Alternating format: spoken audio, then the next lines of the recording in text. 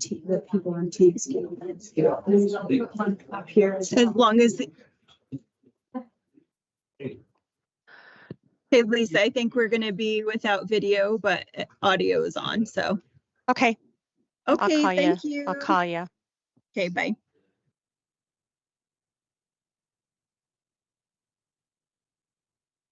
Jeness, are you able to sit here and I can say it, but I feel have to show whatever I need to do because it was just the 3 little bobs and you can allow. Okay. That's all. And if somebody has their hand raised, it'll show it right here, but it will also show it on their little profile. Okay.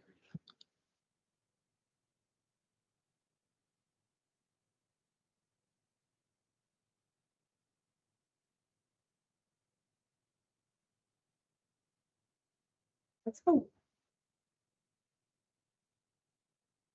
There. We have them announced that there's no video, but any idea. This is great. Yeah, it's the last week because of we're one of the frames. They don't want to give me the city about that.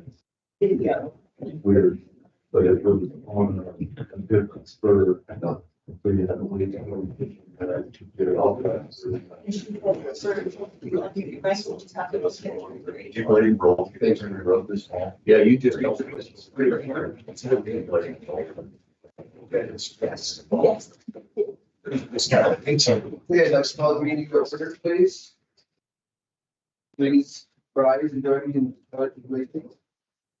I pledge allegiance to the flag of the United States of America and to the republic which it stands under God, indivisible, with liberty and justice for all. Thank you. I'd like to, that was on my announce that we are having technical difficulties. We have audio but no visual today.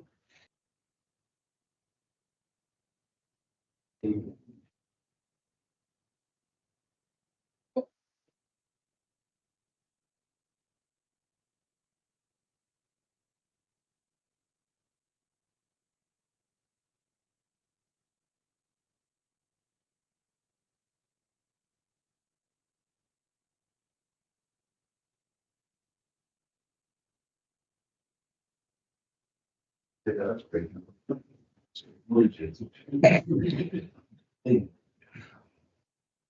Okay, everyone's had hopefully a chance to go through our packet. Like a motion for accepting subject of approval of the agenda. It's a motion to approve the agenda to present. Okay. The motion and second for agenda approval. All in favor? Aye. Aye. Opposed? Then I'll read this all together, like approval of the prior meeting minutes for August 4th, August 5th, and August 8th of 2025. Make a motion to approve the minutes. Have a motion, is there a second? On favor? Aye. Opposed? Then we have for accounts payable and payroll.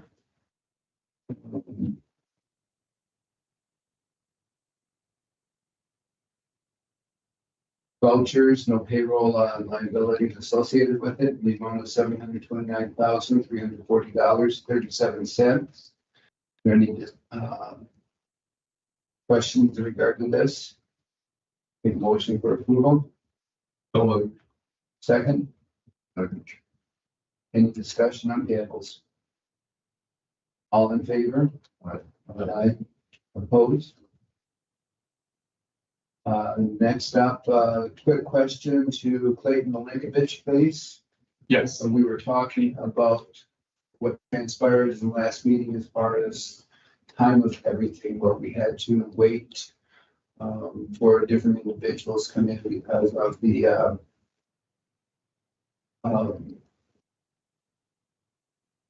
ordinance that took to go through the printed agenda.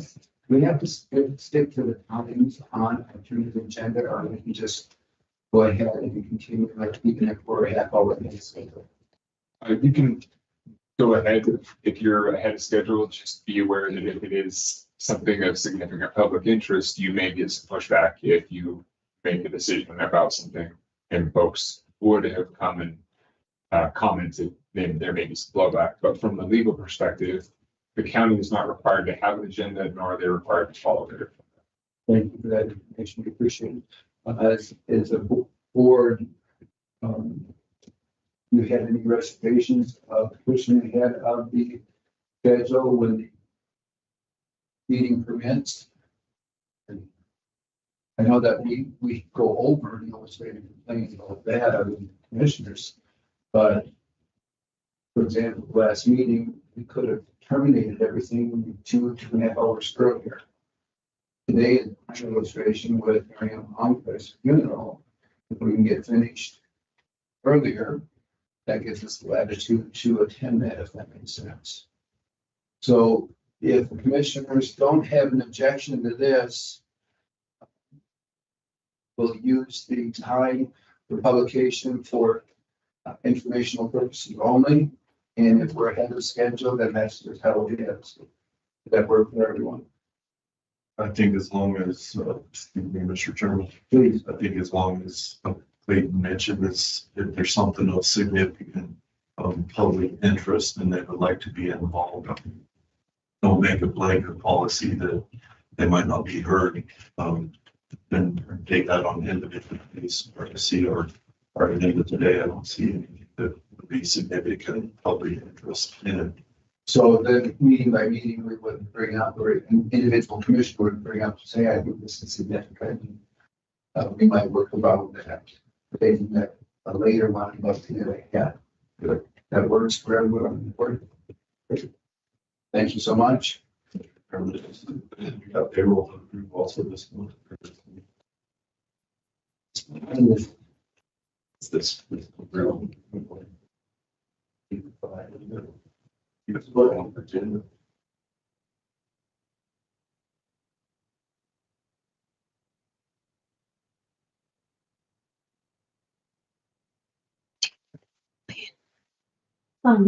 That a change in Chairman, Bernard, I'm not sure. Haley reprinted those with payroll on them. And she was supposed to swap them out, and I apologize if yours did not get swapped out. Did Sam's have payroll on it? Oh, I am so sorry about that. No, I turned off from mine. Oh, okay. It was on. It was on. Okay, good. You might have caught it before the change was updated online, so I apologize for that. That's your fault. Thank you. I appreciate that. Yes. Thank you for that correction, Commissioner White. And then in addition to that, we have payroll.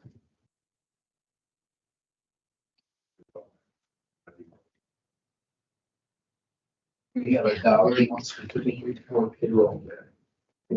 There's Oh, I think that's been said. Payroll. Jessica, payroll $1,250,024. It is.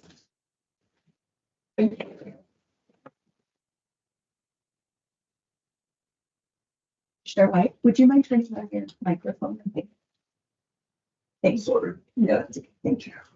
In addition to the vouchers in the amount of $729,311.37, we have an additional amount for payroll in the amount of $1,250,024.51. And we have a second motion and a second to approve payroll. All in favor? Opposed? Yeah.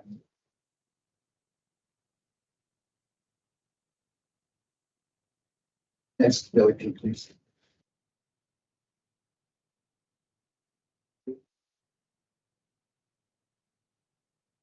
Morning.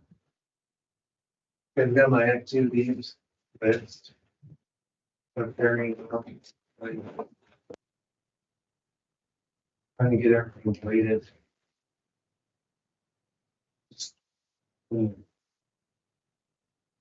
normal maintenance. Is there any question on activities?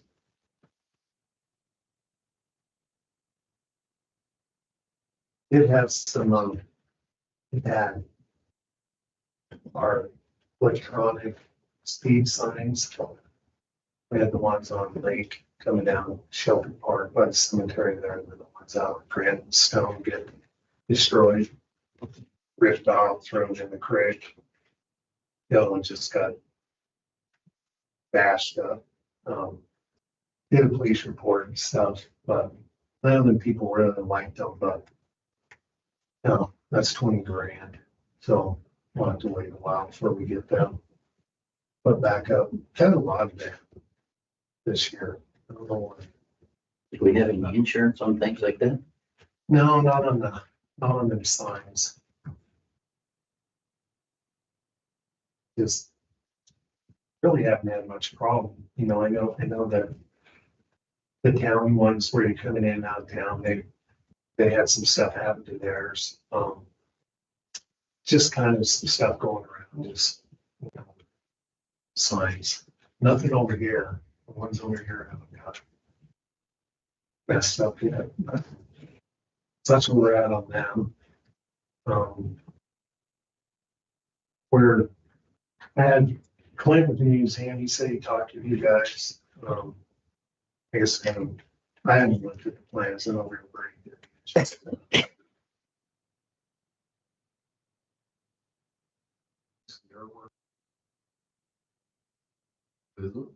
The museum, is they're doing something. You know about that? It seemed, I didn't really look at it. I know you guys did the plans, but he said he talked to you guys. Yeah, you mentioned it last spring, but before. Yeah, before it's like a building. It's not that big of a deal. I just, I'll meet with him and get that done. Putting over at the hockey rink, we mined out where the parking lot, that additional parking lot. It was this spring and stuff, you know, it's just topsoil. So when they had hockey, people were getting stuck in the mud over there. And so we're lining that out a little bit. I'm gonna bring in some road base and put down so they'll not, the wet season comes, they won't get it stuck. So we're doing that. Other than that, road and bridge, that's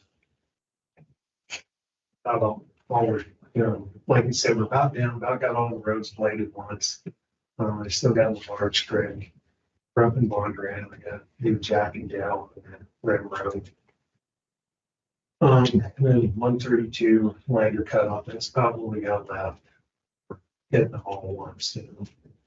So we're trying to get all that down. The biggest thing we're having problems with is just water, which having all the water and all slopes take a little longer. So normally monsoons help us out, not helping. But that's activity, that's how we're going. I know I just have some stuff.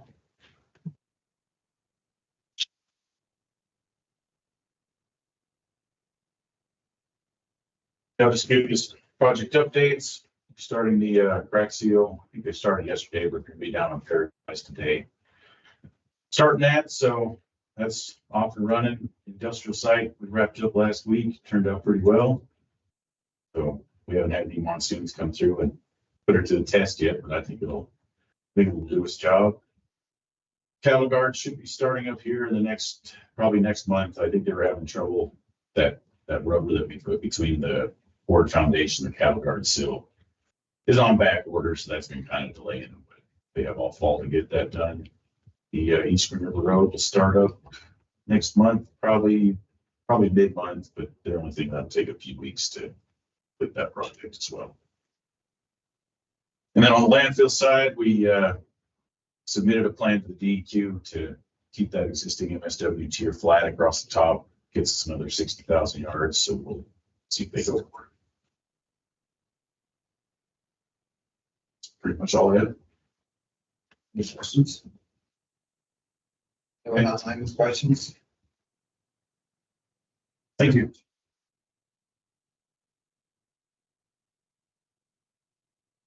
So like Eric said, the landfill, that's kind of a big deal. That applies a few more years. Before we got to do that big new cell. Baylor, the rebuild, some of the parks didn't show up, so they'll be here next week. And they'll finish Baylor swing bail for weeks like that thing's getting updated. Other than that, shredder's running good.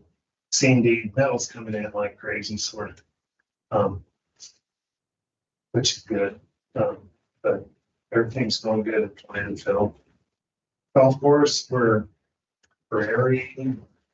For new training put in, it's looking really good. We're bringing low end and progress it.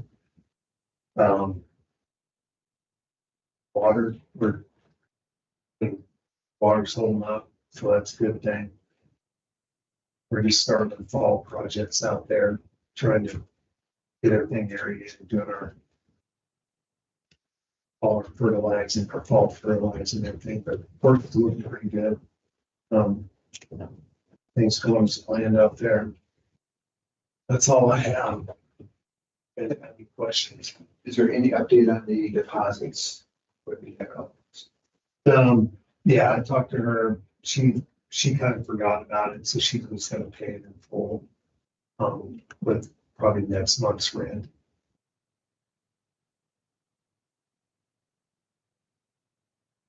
She's up to date. She's been paying her. So. Questions? Is there anything online? What's the golf course?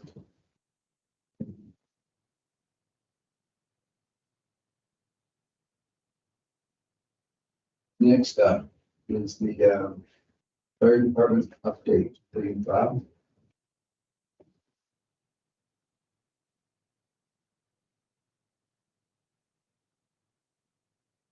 Well, good morning, commissioners. We do the monthly fire update. You've all got a copy of this, so I'll just touch on the high points. 235 calls for the month, that's a lot for us. So we're busy this time of year. A lot of wildland. Everything out there is dry and hot. Doing a lot of assisting of other agencies, Forest Service and the BLM with initial attack. The last weekend we had 4 different fire starts, 2 abandoned campfires, 2 lightning fires, and our people got on them right away. I'm really proud of them. They stopped all of that. A couple of those could have turned into extended incidents, but they got out there and got on it, stopped and contained them. It says a lot for the quality of the people we have and the hard work they put in. Notice the Kendall Valley's been pretty busy, but that's because of all the people up in that area with ATV rollovers and car rollovers and campfires and things. So it keeps those guys pretty busy. There's no open fire investigations right now. Fire prevention hasn't been extremely active for the month of June, but that's because we're concentrating on other areas right now. Again, we're concentrating on wildland interface and fire protection there. So we're using those people to do more duties out there than the local fire protection and the public education. Shout out of the note here. So our wildland urban interface position's been offered and accepted. The candidate will start September 15th. It's a gal with a lot of experience. She's very well educated. She got her undergrad from Yale. She's excited about coming in here. She's in Colorado right now. She'll start. We've got a lot of work for her. She'll be doing primarily work with the CWPP program, the areas that we've identified where we can do work to reduce the risk of fire for homeowners out there in the wildland areas. She'll be writing prescriptions to do cleanup on public and private lands and going after grant money to pay for that. So we're looking forward to her starting on the 15th of September. A lot of training, course of summer, we do a lot because it's warm. You can get out there and do things. Our new software, first due has a pre-plan section in it, where we're gonna go to the bigger structures, schools, hospitals, things like that, and come up with a plan, so when our firefighters arrive, they know where the water supplies are, where the alarm systems are, things like that, all the information they need prior to arrival. We're working on that. That's going pretty well. A lot of classes being offered. One thing I like is our fire officer two. We have two people now that pass fire officer two. That's pretty high level certification. Both those scores came in 85 or so. For that test, that's excellent. We've got a couple of young officers working their way up. They're going to be leaders in this department. They already are, but they're on their way to the top. I'm really proud of them. Recruit Academy 11 graduated. 3 people. They're out in the field and working. They got all their state certificates. We're working on Recruit Academy 12. Right now I've got 10 potential and 7 that we've onboarded. They seem to be good quality people. We've got a lot of returnees, a lot of people that worked for the department previously that wanted to come back. And I really like that because they're experienced, knowledgeable, and they all have very good reputations previously. So we're really happy to see them come back. For cooperative services, we meet, can look at all of these. We're busy meeting with a lot of outside agencies, a lot of local agencies, doing wildland assessments. We helped at Rendezvous this year, which we always do. Just a lot of things going on for summer. It's been a busy summer. Volunteer hours. So we listed these for the last 6 months, 424 volunteer hours, which that's time where people put in doing projects in the stations, doing projects out in the community, working with the schools. Part of that's help with the parade and Rendezvous. The things we do out to serve our community, make it a better place to live. 424 hours, I think that's a pretty good benchmark, and I think they've done a great job with stuff like that. Any questions about any of that stuff we got going on?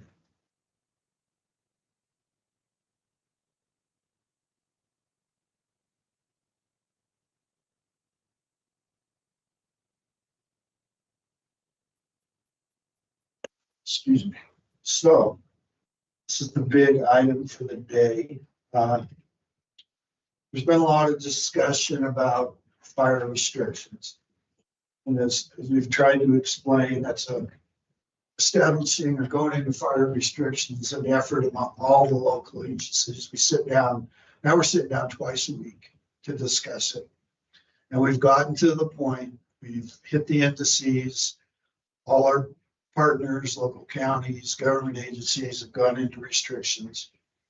So we're recommending that you follow suit with all the counties around this. Clayton's written up the resolution for you to look at in the past. We're recommending we go into stage 1 restrictions, but it's the lowest level right now. You could still have a fire in a contained fire ring with 15 feet of clearance around it. You could still have barbecues, charcoal, things like that. There are some restrictions on welding and cutting. Mostly that is protective measures. It's dry, it's hot. There are a lot of fires around us right now in Sublette County. We're lucky. In Hot Springs County, their fire just went to 110,000 acres this morning with 0% containment. We're trying to prevent that here. So on behalf of the chief and I, we'd like to recommend that you discuss and vote on and go into stage 1 fire restrictions. Any questions about any of that? Okay. Thank you. Do you have the document? Yes. Bob has it. Right. So, Then we're signing and now if you be kind enough, I bet you know, for the third quarter of the fiscal year, January, just in March, and everybody's going to be restored. Perhaps we should have a meeting or training session with Board Cooper. I had the opportunity to set with him last week, and he showed me how that you actually arrived at determining if the restriction needs to be put into place. I think and a number of individuals asked me, or if we're going to require restriction, I don't know, it's up to why is that? I don't know. So I think it's probably better if we have some basic knowledge of how this occurs so we can better inform the public when we're asked about it, if that makes sense. would you like a report on the 8 scientific calculations for next month? I do have that, but I thought maybe, Well, this is supposed to sharing if you want me to come from. but I thought maybe if we took 15 minutes or so and do an educational explanation of how it works and the interaction that you have, I would say, because these are going to be called and better inform us and support your efforts. Be happy to do that. Sure.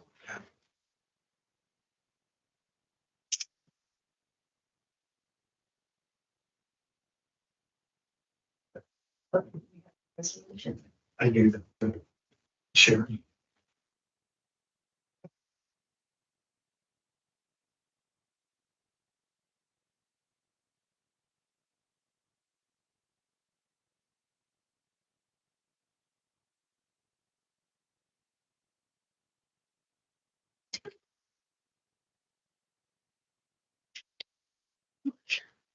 Are the individuals online able to hear what we're saying adequately?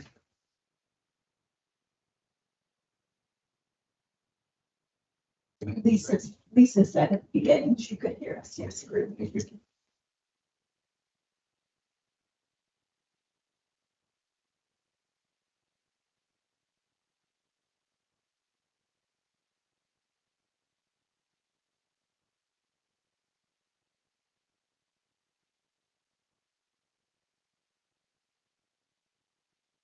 Chairman, I move that we approve resolution number 25-1005051B, order of state on fire restrictions, with the recommendation of our fire board. And they have a motion by Commissioner White and a second by Commissioner Bradley in regards to establishing resolution 25-1005051B, order of state one fire restrictions. Are there any questions or items for discussion pertaining to this? All in favor? Aye. Opposed? Yes. If that's signed.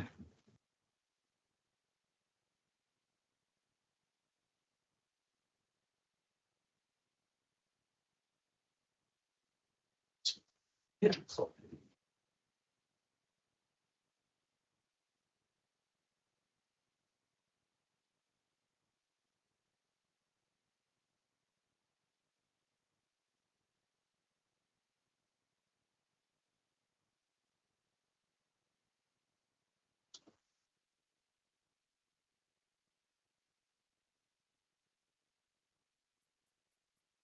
Up next on the agenda is visitor center. Peter, please.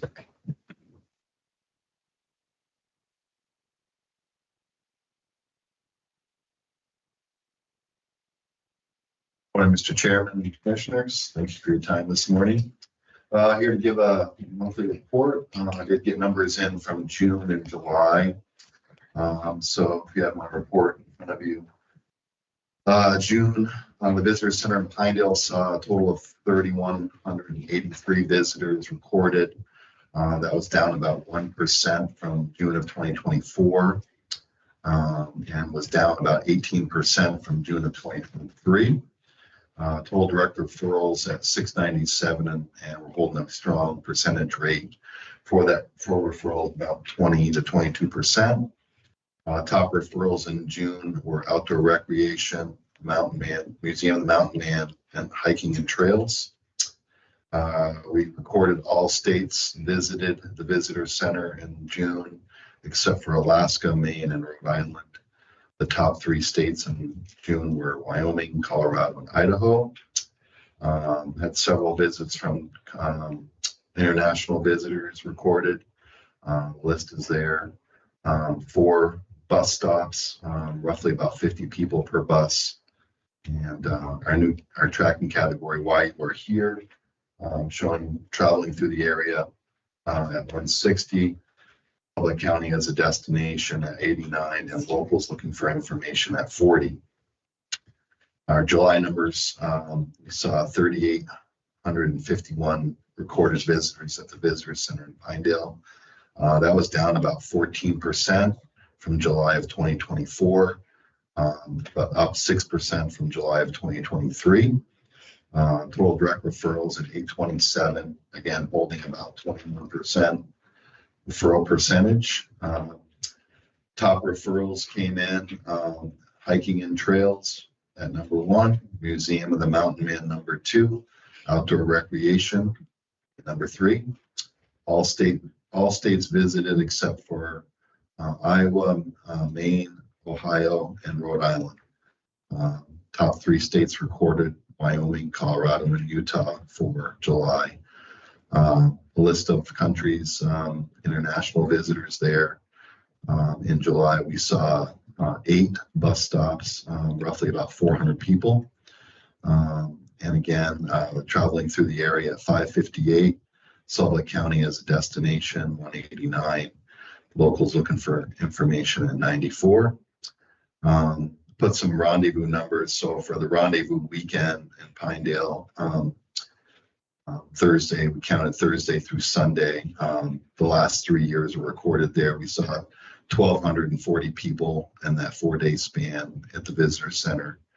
Last year at 1,303, and 2023 at 989. And those are the numbers for the visitor center in Pinedale. Some miscellaneous stuff.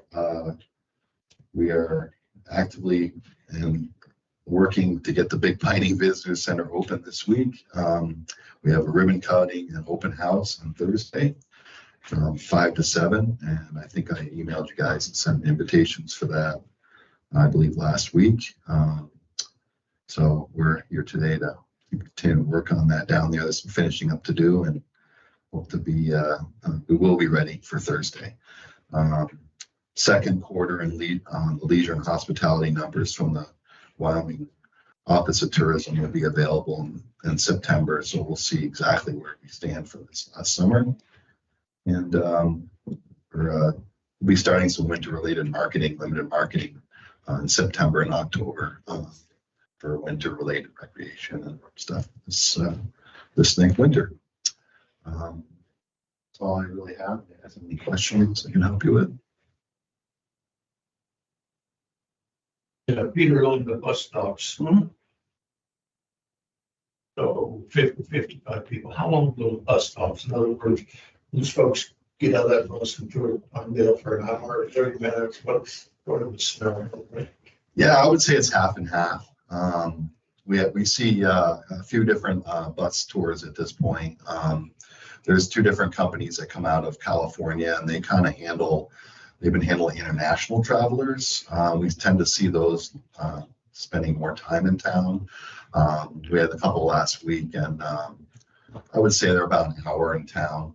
I have a few that come out of Iowa, Oklahoma, and I think it's Alabama. Those tend to be a little quicker for some reason. Those are usually retirees. I'm not sure, because each of these tours have an itinerary that they have to keep. So, with the opening of when we open the Big Piney Visitor Center, we're going to try to get these guys to maybe change their itineraries and come up 89. That's one of the focal items for the visitor center down here, is to try to draw some more traffic up from the south, up 89. We see a lot of travel through over on the Alpine Afton side up to the parks and stuff. So we were introducing the visitor center in Big Piney. I've been talking to their directors already about, you know, if you guys are into changing the direction a little bit, but they have proven itineraries that they stick pretty tight to. So we have to give them a reason to come this way. And I think tying in the Green River Valley Museum as a stop, possibly working with Kemmer on Fossil Butte there. So the stuff we'll be working on throughout the next year to really push that. Thank you for that. You answered the question. My next question was going to be, once the center here is open and ready to go, can you reroute some of that traffic this way? And you already answered that. So yeah, and that's just the bus traffic. And we're doing some, you know, we'll start working with the Wyoming Office of Tourism, starting to promote this section here. Did some researching with the Wyoming Office of Transportation, and just noticed that obviously know that the traffic on this side is probably 3 to 1 comparative to 91 throughout the year. So we got some work to do, and I'm excited to dig into that. When the buses stop at visitor center, they'll make clear to riders, but you got a driver. Absolutely. So we hand out all kinds of stuff to them. You know, we sit there and talk with them. You know, the times that the international travelers can be a little bit of a challenge because we'll have visitors from Portugal and Spain and France and all kinds. So my French isn't as it used to be, but my Spanish is a little better. So yeah, I've been talking with them for the last 6 months or over a year now, the different tour companies, and just letting them know they're here. And so we've seen some good feedback, and we'll continue to work on that. It's something that, you know, they have proven itineraries that they stick to. And so I have to kind of dig in there and give them an opportunity to stop in town for longer or in the county. Questions? Anyone online with questions or comments? Thank you very much. Thank you, gentlemen. Have a nice day. Lee. Chairman Bernard, I believe she's at 10 o'clock. She's not right. People up down. Scott Scherbel. Yes, you know,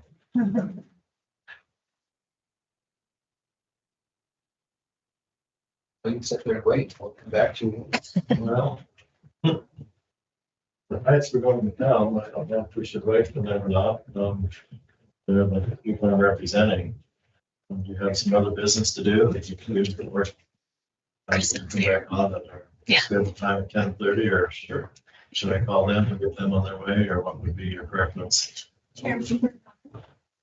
We do have Jeness's board appointment and the applicant is here. We wanted to do that. Sure. Love to do that. Maybe I'll give them a call and that's the hurry here. No, whenever it's placed. It's fine. We had a conversation at the end of the meeting, rather than have late in the cell waiting for. I'm not hearing you. Sorry. Sometimes we run ahead of schedule, so rather than delay everything, go on recess, we're talking about. Yeah, I understand. I came early because of that potential. I didn't want them quite that early enough, so. Great. Thank you. Thank you, Jessica. Clayton, just can you jump in now, please? I sure can. And actually, this is probably more. I'll wait until I'm at the microphone. This is probably more appropriate for Grace to discuss. It's a resolution that she brought to my attention, and I thought it was a great idea. Right now, the way the county has been operating is that the clerk's office had been essentially authorizing liquor permits in advance, and then coming back and having you all approve them. She connected with another county, and the process by which they do it is they have a resolution that essentially grants the clerk the authority to make those decisions ahead of time, and then the commissioners ratify that decision at their next meeting. And I thought that was a great idea. And so we took their resolution and tweaked it up a little bit, and she has a copy of it. If I'm missing anything else, please feel free to add in on that. I was informed that the 24-hour permits were issued, and it really was around Rendezvous and the Winter Carnival. People just didn't realize that it should be signed by the commission before it was approved. And so people were just coming in, not enough time to get it signed ahead of time. And so they were being given, then signed afterwards. So I talked to Clayton and said that this was the best way to go. And really, it's not for everyone, just, or not all the time. It's just the busy seasons like Rendezvous, the Winter Carnival, where people are just on a really, their event just, they need the license or catering permit right away. Yeah, exactly. In those situations where the tight timeline is candidly, it has become the custom and practice in Sublette County that vendors just come in a few days before and get their permit. And Clerk Rice has been on top of it and saw that this was a procedural backwardness. And so this is an attempt to correct that, and I think it's a great idea. And I applaud her for the effort.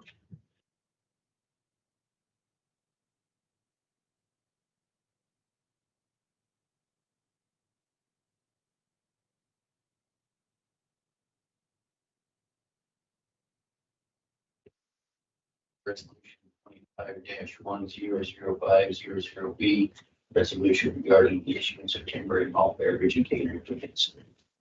The motion is there, second. Motion by Commissioner Bradley, second by Commissioner White. Any questions or discussion? All in favor?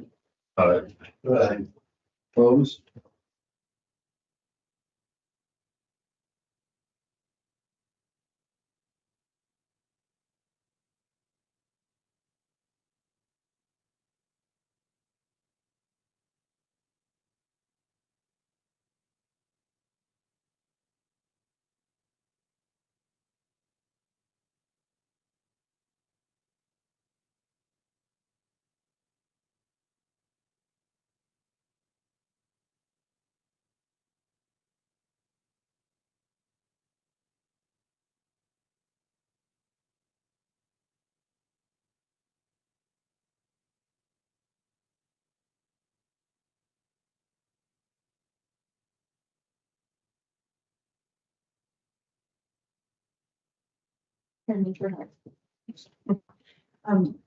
Clayton, you had one more contract under you, but it was really just it was a TANF grant that the PAC, or not the PAC, sorry, for Anderson needed signed by Chairman Bernard and myself. It was a contract, so I put it under you. I don't think there needs to be much just discussion, just that it was approved in the budget, and it just, their fiscal year falls a little differently. It's September to September. So that's why she needs it signed today. Yeah, I've never seen it, so I don't know. No, it's a grant application for them. We just have to sign it.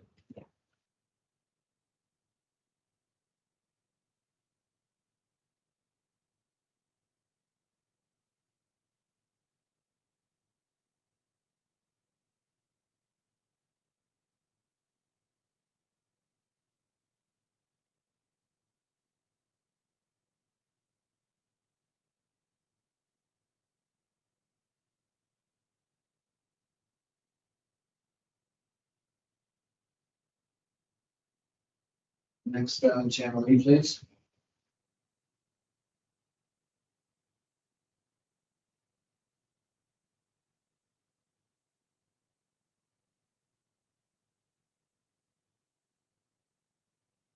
So I have a couple of things that I just want to let you guys know we have going on for public health.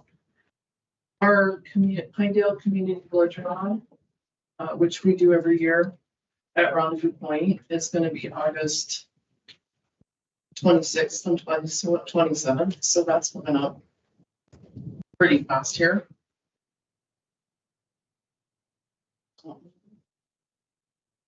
We do a monthly blood draw with the Aspiring Healthcare, so then we do an annual community event.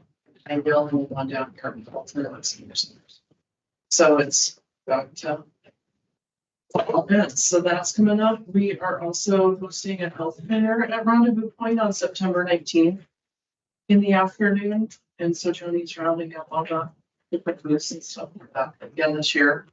And then in October, we'll start flu vaccines. And we're just going to do one drive-through event up at the Mountain End Museum in high school, post all of our stuff in house for whatever the mandates for flu shots this year.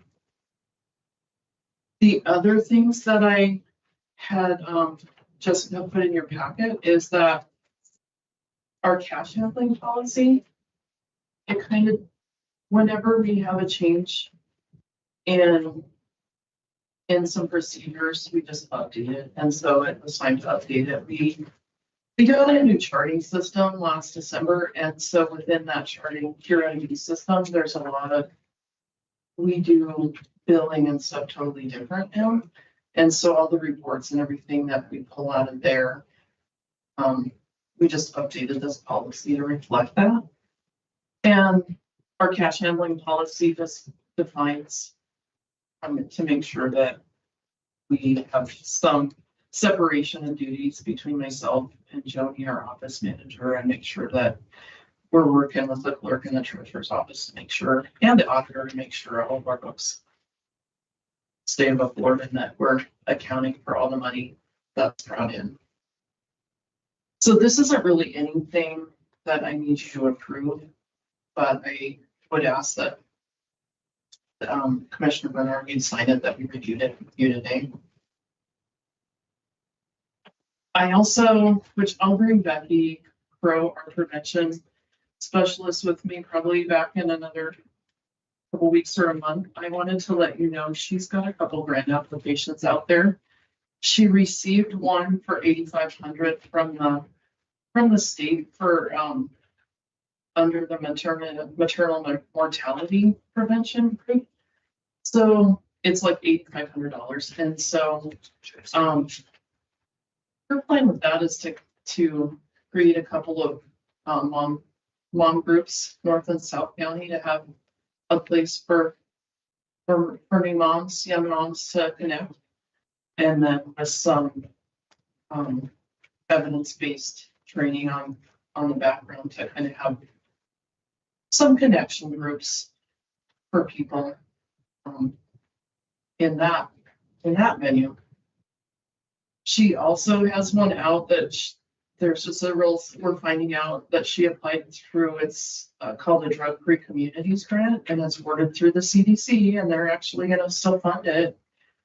There's a real strong possibility she's on the very short list that we may receive it. And if that one's focused on preventing youth substance use, and that's like $125,000 a year for up to 10 years. So if she gets that awarded, we'll be coming back to talk to you guys about what her plan is to probably hire some help and do some instruction or work with schools in the PAC and rec centers and stuff to expand some youth prevention programs. The last one she's got out there is working with the suicide Prosper team, the governor's mental health team, has hired a group called Prosper, and he's a nationally known suicidologist, and he's been working with us in our county. The governor, they paid for 3 years of service for the state of Wyoming to work with this team in suicide prevention. And so this little grant so we've already been working with them, just trying to make some smaller groups and training cases. But this little grant would try to start helping our healthcare network get aligned so that there would be, if someone shows up at the clinic, there'd be a referral process. So they get hooked to like mental health treatment. Corso, who's the suicidologist, he's well versed in policy and training systems that work together. So we haven't gotten awarded this one, but trying to get systems to work together to help people if they're identified. Most people, like, I don't know, some crazy amount of people, like 75 or 95% of people go to see a healthcare person somewhere within a month before they attempt suicide. And so if our systems could identify them and help get them like to care, there's a lot of pieces to that. But if we can use specialists to help us design a system that would benefit our residents, that's what we're aiming to do. The ringers on that one. So that's a lot she's got going on, but hopefully some of that stuff, as it comes to fruition, I'll have her come and more to you guys about the specifics or what they're looking at, what she's looking at. You guys have questions on that? Okay, more to come. Then my last agenda item was just to, I'd asked to come before you and just start talking about a permanent plan or a plan for public health building space and how to, I guess you can start addressing that or how the commission wants to. Like the one we had in the process of the transfer this without giving up. Good morning again, gentlemen. I was going to bring this up in old business. I can discuss it real quickly right now, just to let everybody know. As of right now, the deed has been reviewed. I believe that the hospital district is meeting tomorrow afternoon or evening, whatever their meeting is, and that it will be signed at that meeting and then recorded on Thursday. So as of Thursday, that piece of property will belong to the county. There is an invoice that will be coming in from First American for the county to pay its half of the title insurance. I cannot remember off the top of my head what that is. I think it's like $900 and change, but that'll come in at some point. And that's where we're at. So at that point, once that property is yours, yes, the next steps are going to be discuss what permanent location is, discuss what to do with the occupants in that space. Rent, as had been discussed, they came before you a couple weeks ago. Then the county will start collecting that rent. The county can then renew a lease or work on some other arrangement with regards to that space. And then also, of course, we do need to find a permanent home for veteran services. I have not heard back from the folks in Rock Springs yet as to whether or not they have a new person. It is my understanding that they don't.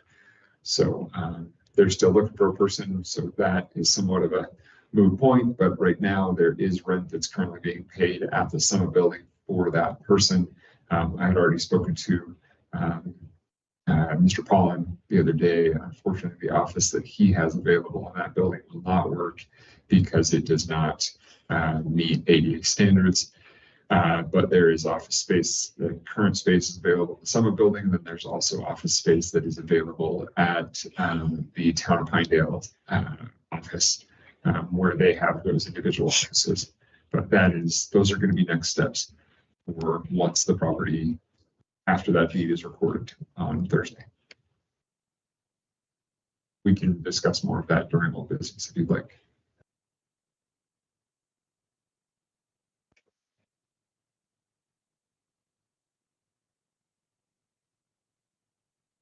Okay. Okay. I would think the health nurse and the building was proactive on the agenda for next meeting. Make place. Okay.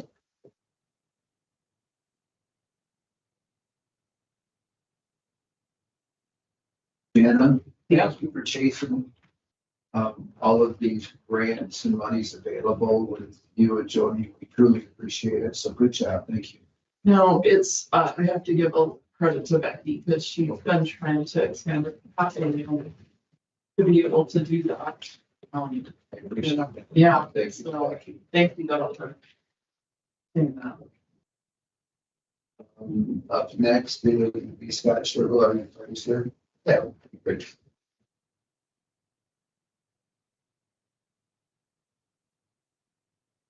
Well, thank you for allowing us on the agenda. We're representing Tom and Heydt. Tom's here answering any questions. You felt like you want me to make the presentation, so I am. The Tom and Joanne own a piece of ground out northwest of Big Piney, 15 acres. That's in the Heydt minor subdivision currently. It was put into that because that was the only way to get a piece of land smaller than 35 acres was to do a minor subdivision. Currently, they're in the process of painting another 25 acres that adjoins that 15 acres. And they want to put the two together into one property rather than have a second smaller piece. And then looking at the process of doing that, there's basic process is making a boundary adjustment and join the two pieces together as one 40-acre piece of property. And in doing that, again, looking at it, we can either do an amendment to the minor subdivision and enlarge the minor subdivision, which is a R10 zoning, or we can get rid of the subdivision because we'll now have a 40-acre piece, which is exempt from subdivision regulations, and join it together as a single piece and no subdivision there anymore. And so the petition before you is just that. In order to vacate a subdivision, the county commissioners need to approve that vacation. So that's our request is to approve that vacation. Because this is a multi-step kind of a process, the petition we have presented is to get your approval to vacate it, conditional upon the Heydts doing the things that also need to be done. Number one, obviously they need to finish buying the property. And two, they would need to, in purchase of that property, there would need to be a statement in the deed that says these two properties are merged into one property for all at the location of county regulations. And that's so they're a combined property. And then they file an affidavit of vacation. It says they're vacating it with the approval of the county commissioners. So what we're asking you today is to approve that petition, grant them approval of vacating their subdivision. So additionally upon them doing these three things. At the end of that process, then that subdivision would have gone away. Also, part of the petition is asking that the property be referred back to the original agricultural zoning rather than being the R10 zoning that it is right now. We would prefer to have that rather than the R10. And the paperwork we provided, I presume each of you got a copy of the packet.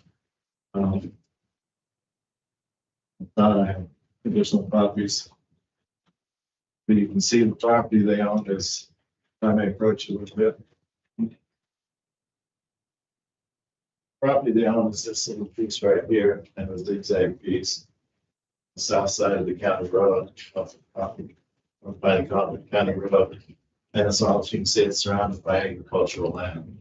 Across the road, there are the subdivisions out there. Their piece itself is isolated, surrounded by agricultural land. And one of the other exhibits shows the piece that they are purchasing.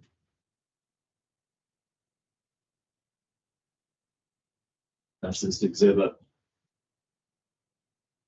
here. They own this zigzag piece, which is the current subdivision. They're buying this additional 25 acres out here. This portion is here. Yes. And it's good. Seems our clarity.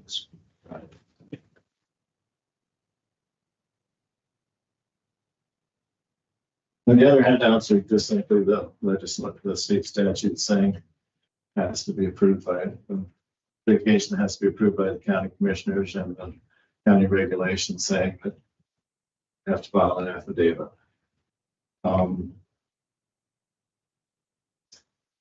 Basically, that's my presentation. Any questions? It's a pretty simple process, but I'm happy to answer any questions.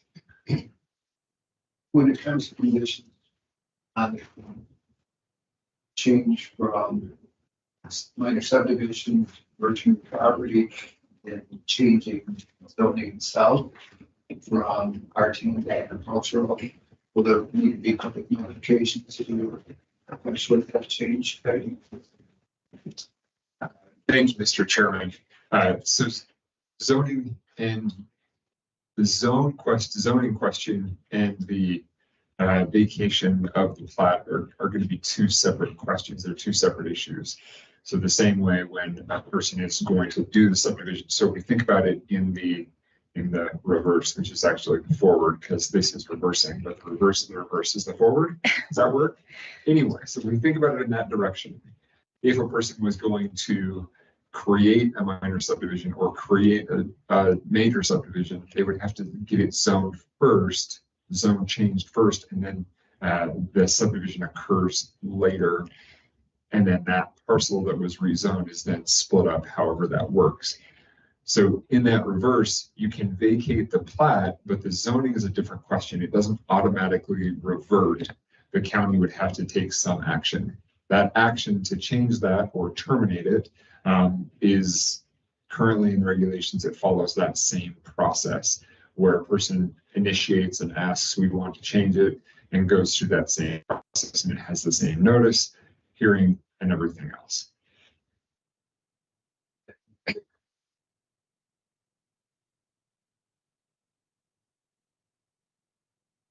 Fine. Or just let this be, so the petitioner be aware that we have I just letting them know, yeah, it's a separate process, which Scott kind of mentioned.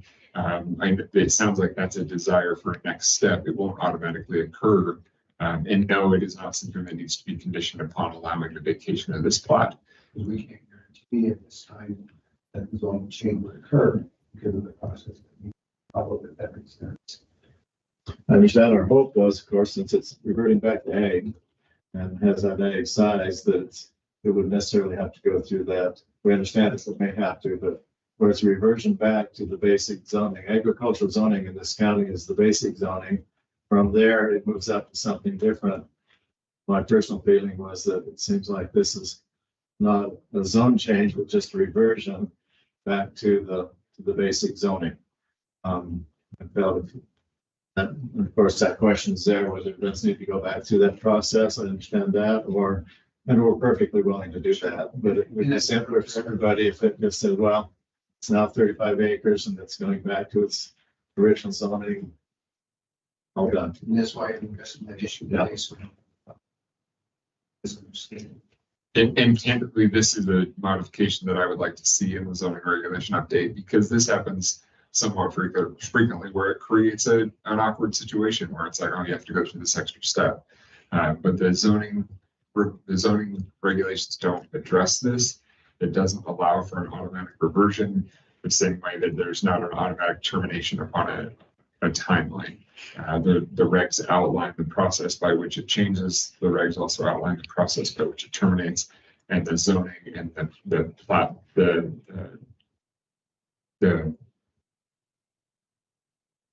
I just blanked the boundary line adjustment or the vacation of the plat that is essentially occurring doesn't affect the zoning itself. They're two separate. Fortunate to be zoned agricultural together would be arcane. The geographic area of the other lot would remain R10 until it is modified.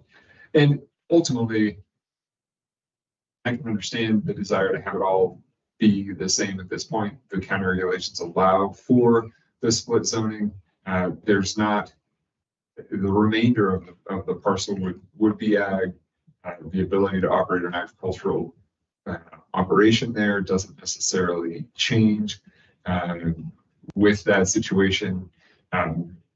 So I understand the difficulty, but yes, I do think this is something that needs to be addressed in the updated regulations to deal with these situations. But with all that said, I recognize what you're saying. We don't have a policy in place for that, but it's a quality that we can go through both periods.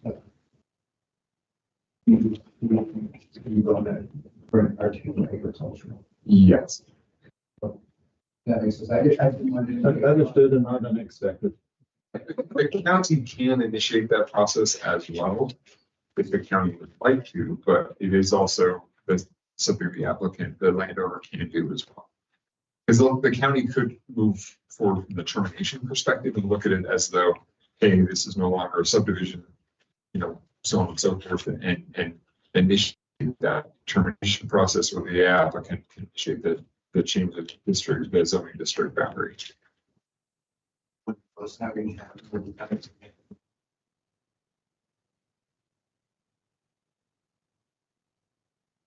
Well, we'll just initiate that process. That's the simplest. Thank you. Of course. I say not unexpected.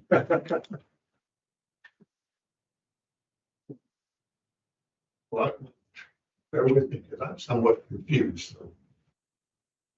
So, and Tom's here, so he'll know. So the high track proposed, or that's in the process of being bought, is that right? That's- Says high track. Yes, they're in the process of purchasing that. Okay, so the question I have, hypothetically, if that process doesn't occur, then what happens? Nothing. That's why we wrote as a condition on the petition. If they don't buy that property, they have to stay in the subdivision. It won't be vacated. Okay, so if we end up with 25, 40 acres, all said and done, then they can come back and reapply to put that back into the minor subdivision with break-offs in 10 acres. That could happen. So once they buy the acreage, they have two options.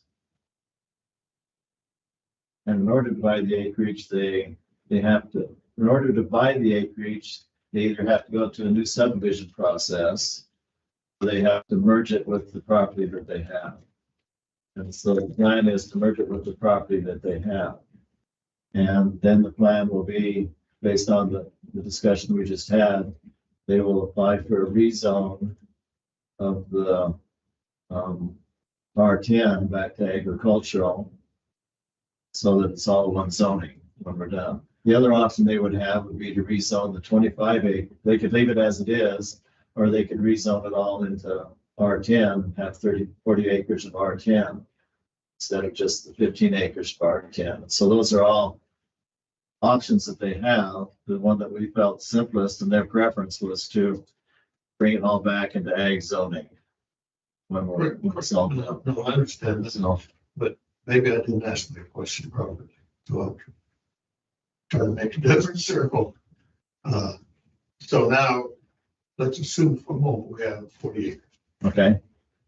And Colin gets up one morning and says, if we subdivided this in R10, now we have ours, plus we have 3 other tracts of 10 acres that we could sell out for a huge amount of money. So then they would have to come back. They would have- zoning and go through the whole process. Right. Right. Fair enough. That answers my question. Sorry about that. I made a difficult answer. Some question that's hard. Anyway.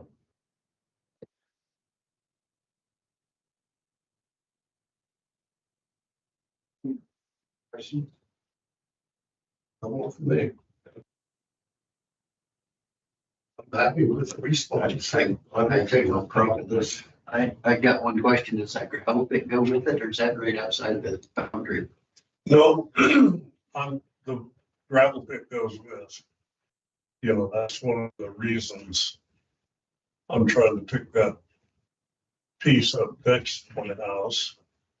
And I'd kind of like to have the say over that gravel pit rather than if they ever sell that land, somebody come in and say, hey, I think we'll open this gravel pit back up. So I'd like to buy the gravel pit too, so it is included.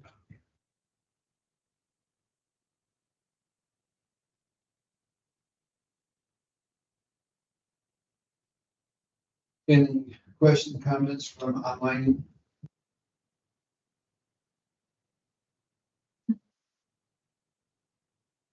Questions?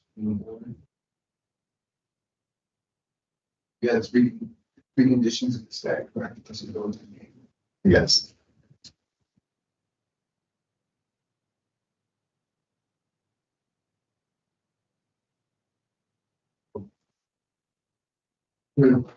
Um, accept a motion to move forward with the petition on this. Inclusive of 3 conditions provided. So. Question, Mr. Chairman, is. So I'm confused now. Are these guys going through the planning and zoning process and then coming and asking us, or are we proving this today? Bypassing the planning and zoning, because the way I read the petition says that we're approving the vacation and approval, correct me if I'm wrong, Scott. Is that what we got right there? We have the wording in there reverting to zoning, so you would want in the petition to emphasize that the rezone would have to go back to the rezone process. Correctly, thank you for suggesting it. So today, we're just going to approve the petition through the county commissioners for the vacation of said property, right? Right, it's subject to the conditions and that the zoning will not change. The appropriate statement in that motion. And everything was contingent upon the acquisition of the property involved. Right. Yeah. So everything's that. Yeah, they can't really acquire the property without some action. The vacation of the vacation of the approval of the petition vacation allows that then that they can go forward knowing that they can accomplish the goal. That's why we're here, is that this is the first step to ensure that they know what direction they can go in terms of order to obtain the property. Then by approving the petition today, continuing on the 3 items listed by Mr. Scherbel and the zoning change, if the sale of the property doesn't go through, some other occurs, what we turn the dates not for. That's correct. Yeah, that's our intention with the petition. I got one question, Please. then. By going through this, are we circumventing zoning in any way? In other words, to me, I'm thinking that should have went through zoning and come here, we okay, and we go. What we're doing now is, yeah. After Mr. White brought that up, had me somewhat confused as to process and steps where, why didn't this go through zoning before the commission? I mean, I'm not arguing the fact that it's here. I'm just curious to know where we're asking. Part of it is timing. Wanting to make sure that the commissioners are on board with getting rid of the vacation.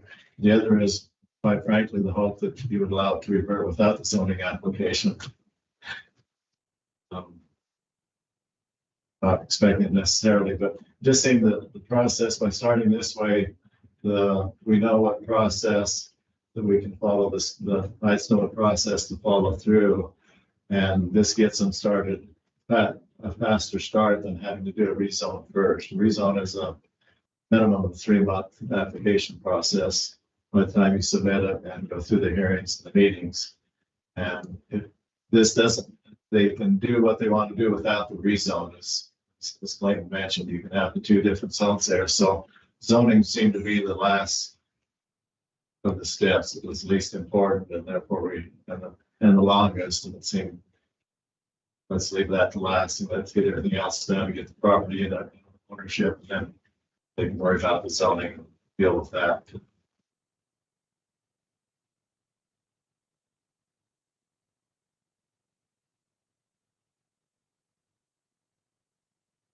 But to answer the question that's in there, there's not a circumvention of zoning regulations because it's a vacation of the plat. The zoning regulations allow for the vacation of a plat essentially through the filing an affidavit with the clerk's office to vacate that plat without the need to involve. It's not a decision at the planning and zoning level it comes to this level here with all intents and purposes.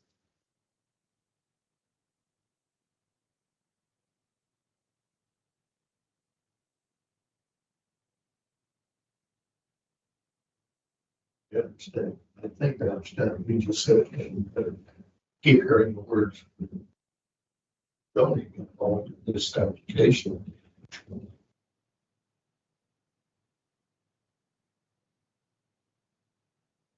I feel like the process. Land exchange here is started zoning work its way up. This way we're starting with the commission and working its way down. You just said zoning will be the last step. So, and I have an issue with this. I just have an issue with maybe we open up the proverbial can of worms all over the county. You're closing a can of worms. You're closing a can of worms. Yeah, I know, that's not. If we go through this by circulating in my mind, zoning, is that going to occur more and more and more? Have folks who want to come back and relearn that. I'm not opposed to doing it. I just want to make sure that we're not. I understand, yeah. Getting something started that we may not be able to take. So we've already talked about, so if there is going to be changing the RR10 back to A1 does require a process. You are not approving that today. That was the hope. It's asked for, but when Sam makes the motion, assuming Commissioner White makes the motion, he's going to say, approve this with the exception of the zone change. And then they're going to go through that entire process to modify the zone. But the regs right now, as they currently exist, allow for essentially a redo of a subdivision without the approval of planning and zoning. So the way it's set up right now with the regulations is that in order to effectuate a subdivision, you need the recommendation of planning and zoning and the approval of the Board of County Commissioners, this group here. But in order to go backwards on that, what you're doing is you're essentially, a person is essentially giving up property rights that they obtained through a zoning process. And that ability to voluntarily give up those rights associated with the property, the regulations allow for them to do that without any approval. What you're doing is you're not adding lots, you're subtracting lots. And so the regs say, sure, if a person wants to do that, by all means. So there's no circumvention of any process. And yes, if anybody wanted to do this in the county, they could already do it. It's a rarity because usually folks are wanting to divide up land so that they can sell off those pieces. To your point earlier, could this be split up? Well, if they want to split it up once they've merged it, they would have to go through the major subdivision process. So here it's just basically undoing a process that's already been done. Okay. Bear with me. I don't want to beat this one. Doug, may I add something to that before you go on? Maybe this will help. Understand that they don't have to rezone in order to do this. That's the part that I think has got lost in the conversation. They can do what they're wanting to do with your approval. They can vacate it and not make any zone change at all. They can just leave the zones as they are right now, the 25A and the 15 R10 and be done with it, buy the property, merge it, and have a dual zoning. So that's part of the reason. The other reason zoning is last, and then it's unnecessary. They can choose to zone, ask to rezone. They can zone it up to, ask to zone it up to R10. They can ask to zone it all back to agricultural, or they can opt to just leave it as it is. And so that zoning, that's why the zoning is not really a part of the process that we're needing to get approved. Okay, so I'm going to bring up one more issue. Let's take, for instance, Dan it started out as saying, so did the folks who don't have now come to this commission because we've done it here and say, hey, we want to revert this all right back to ag. You've already set the precedent.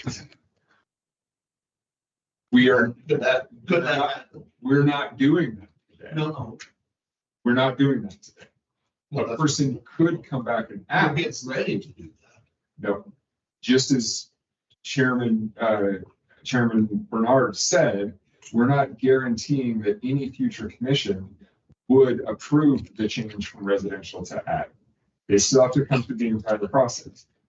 And so, yes, the Daniels Trailer Park folks could come and ask to change it back to ag, and then you all can make that decision. It doesn't automatically revert back to the prior zoning just because the owner wants it to. We're talking about two separate processes. Vacation of plat and zoning are two totally separate processes, and you are not reverting the RR10 to ag today. That will be a totally different day. And that will have to be done through the planning and zoning application process.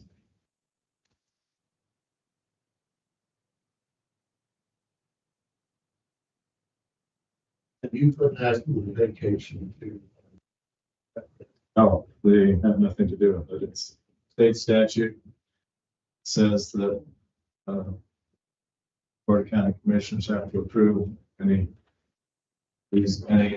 vacation of a plat. So then after that, then you would go to voting to have to change that. Presuming the common land would want to change the zoning, then we would go through. Yes. Yeah. But with your approval of this vacation and everything else they need to do can happen. And then the zoning is a secondary issue that they'll have to take up and decide on later.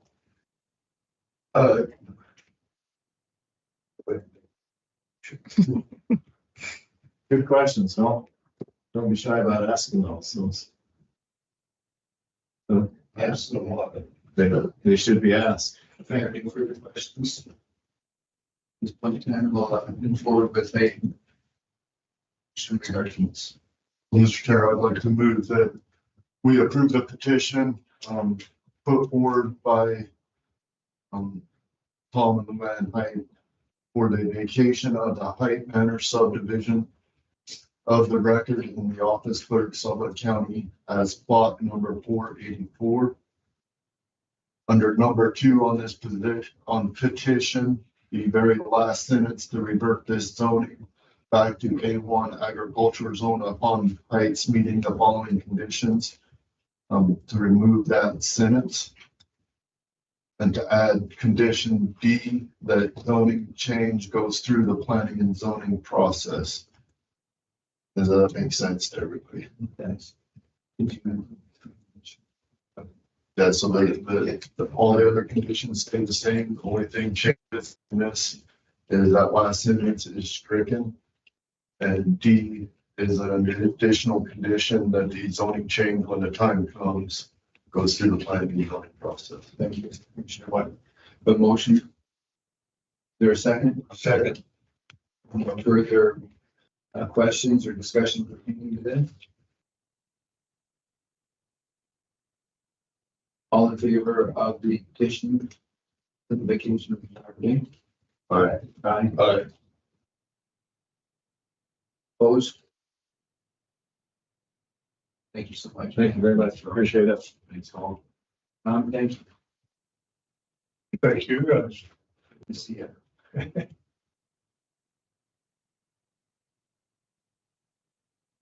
We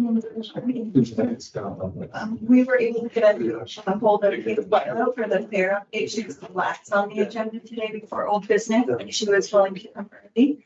So that if we could ever afternoon up there. So she'll be what? She was the last on the agenda this afternoon, and she was willing to come early so that we could wrap her afternoon up.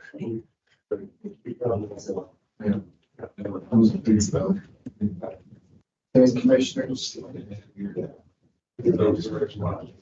Yeah. Well, that's right.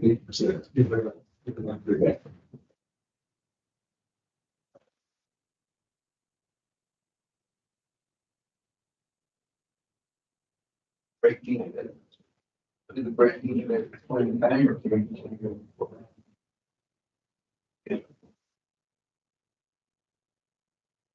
We'll move, Kailey in after Jeness, please. Okay.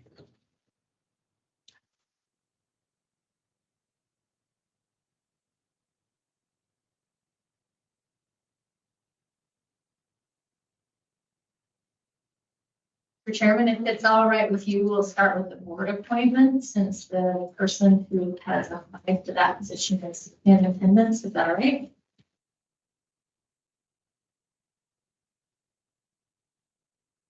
So we received notification of a couple of vacancies or potential vacancies on the visitor center board. Darren Hull resigned his position effective August 16th because he moved. And Jessica has indicated that due to her appointment as a county clerk, that she would like to resign that position and allow someone else to serve in that spot.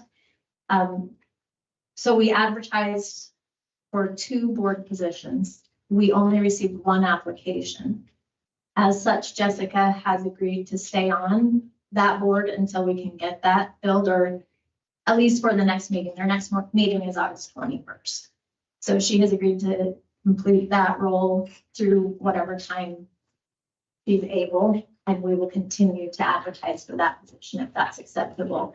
But today we have an application to fill the position that Darren Hull left vacant, and the applicant is Crystal Otter, and she is in the audience if you would like to speak with her. So would you like to come and introduce yourself to us? A little bit, please. Thank you. Good morning, Mr. Chairman, Commissioners. I believe most of you know me, but my name is Crystal Potter. I have worked for Sublette County in both the clerk's office and the assessor's office for the last 6 years. But previously to my employment with the county, I worked for the town of Pinedale for a little over 3 years. And in that position, I was a support position, or in my role, I assisted with the Pinedale Travel and Tourism Board. And so I developed the agenda, took the minutes, and became familiar with the lodging tax and what the town of Pinedale supports and the visitor center. And so when I had heard of this open position on this board, I decided to apply. And ultimately, I'm dedicated to this community and our county and would love the opportunity to serve on this board. Thank you. Stepping forward. That's wonderful. Nice to have you. So how long is this seat, is this feeling for? Mr. Chairman, I can answer that. Yes, please.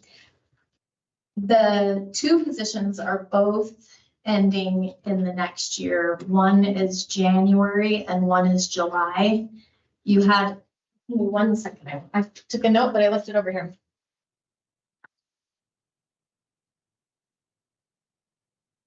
In the Board of County Commissioners meeting on February 1st, 2023, this board opted to stagger those terms. It was not part of the original bylaws, but you did opt to stagger the terms.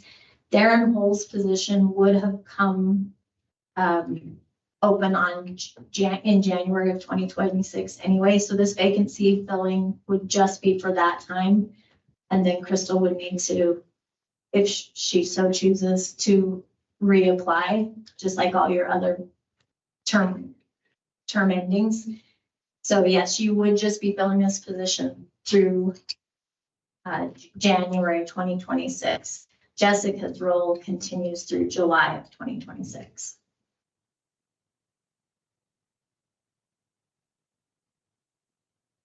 Hey, Commissioners.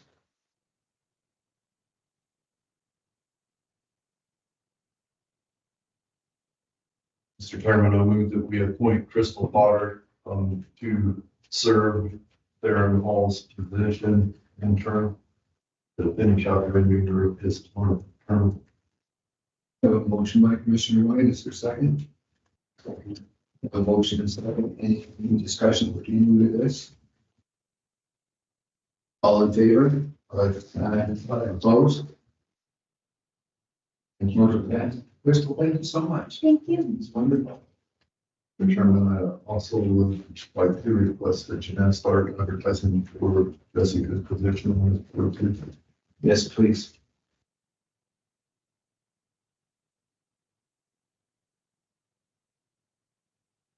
Mr. Chairman, I will be brief. I have just a few things. I wanted to give you guys the opportunity, I have to take one and pass those, to review the top 10 themes that the Bridger Teton draft assessment has brought to the forefront from their variety of meetings that they've been holding. They've held several town hall meetings throughout the counties that the Bridger Teton influences. And so I just wanted you to have that information. That was from attending their meeting. I also wanted to let you know that I did send out, as we had discussed a couple of meetings ago, the AI pilot program initiation email, and we have gotten some feedback on that. So that will be up and coming. Just wanted to let you know that is moving. There, a variety of you have asked for a variety of different data items, and I've provided those. I'm wondering, I would need to confirm, is anybody waiting for any data items from me? I've gotten expenditures and income from different departments. Is there anybody who's still waiting on anything from me from your requests? Okay. In case you guys missed it in your emails, I wanted to let you know about the hospital and heritage home ribbon cutting. Pass that down. They sent out an email, but I just wanted to make sure you knew that that was September 25th at 2 p.m. Also wanted to let you know that we received a letter from the State of Wyoming Historic Preservation Office indicating that the Emerson School was made the National Register of Historic Places. And so I contacted Clint, and he provided me with a list for you to show all of Sublette County's historic preservation or National Historic Place locations. So those, are you guys familiar with the Emerson School? I believe it was on the Zimbo Ranch, and I should have looked before. I'm pretty sure it was on Zimbo Ranch, which I think is owned by Paylor now. I apologize if I'm misstating that. But Clint said the next time he's before you, he will be prepared to, he didn't think it was necessary at this point to come and discuss that with you, but the next time he's before you, he'll discuss that with you.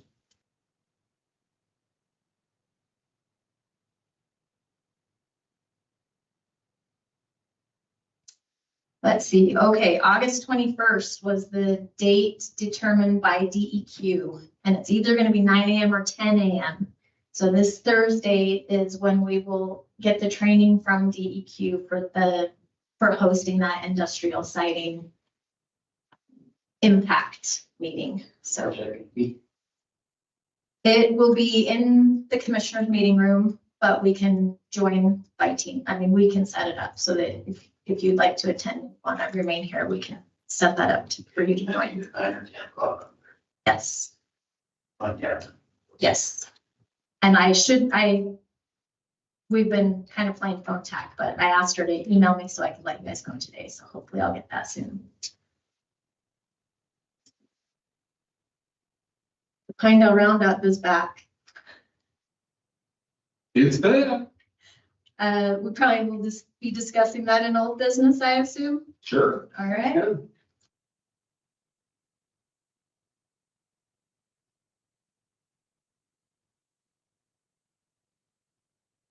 Okay, I attended the State Land and Investments Board meeting, and I have added Billy and Skylar Wilson to that email list.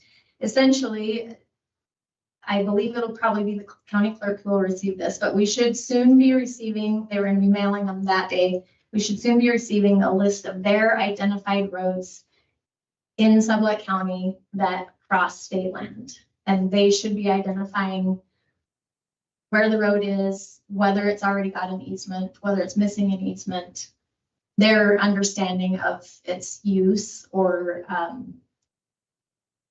condition, like whether it's a 2-track or whether it's abandoned or whatever. Apparently there was a bill, House Enrolled Act 59, that allowed the counties to all apply for easements for any road that crosses state land.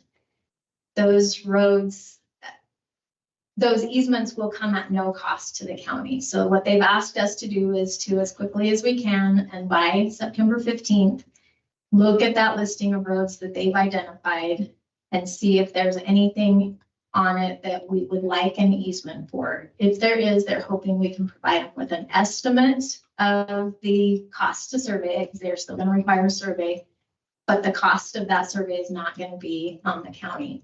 It will be the state lands will pay for it, but they don't have any allocated funding yet. So they're hoping to get estimates so that they can get the funding allocated to them.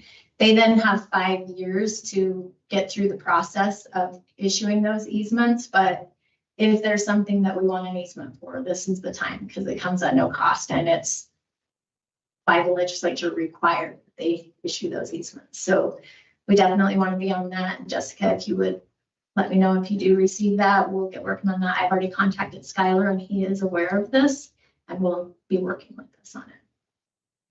Does anybody have any questions about that?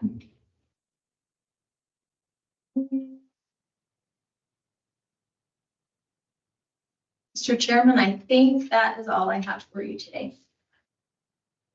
Thank you so much. Any questions for Jeness?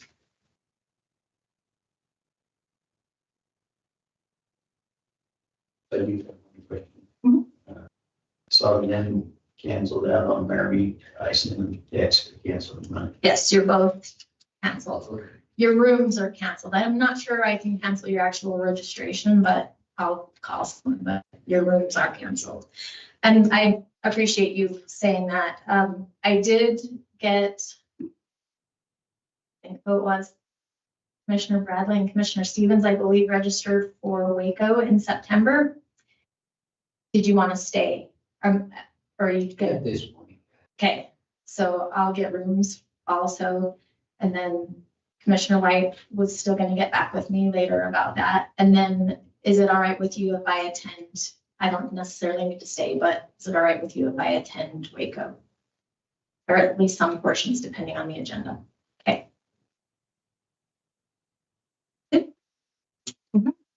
Kailey, please.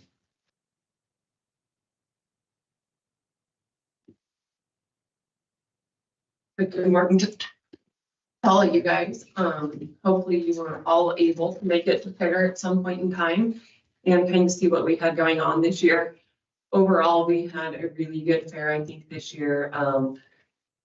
We received very minimal complaints on our end. Kind of some things that we did. We swapped our layout of our 3-stage tent and it helped with traffic flow, made people think there was more there than there actually was, filled space. And just overall, that was a pretty well received change. Our entry numbers were all stable for the most part this year. So about the same number of livestock and static exhibits.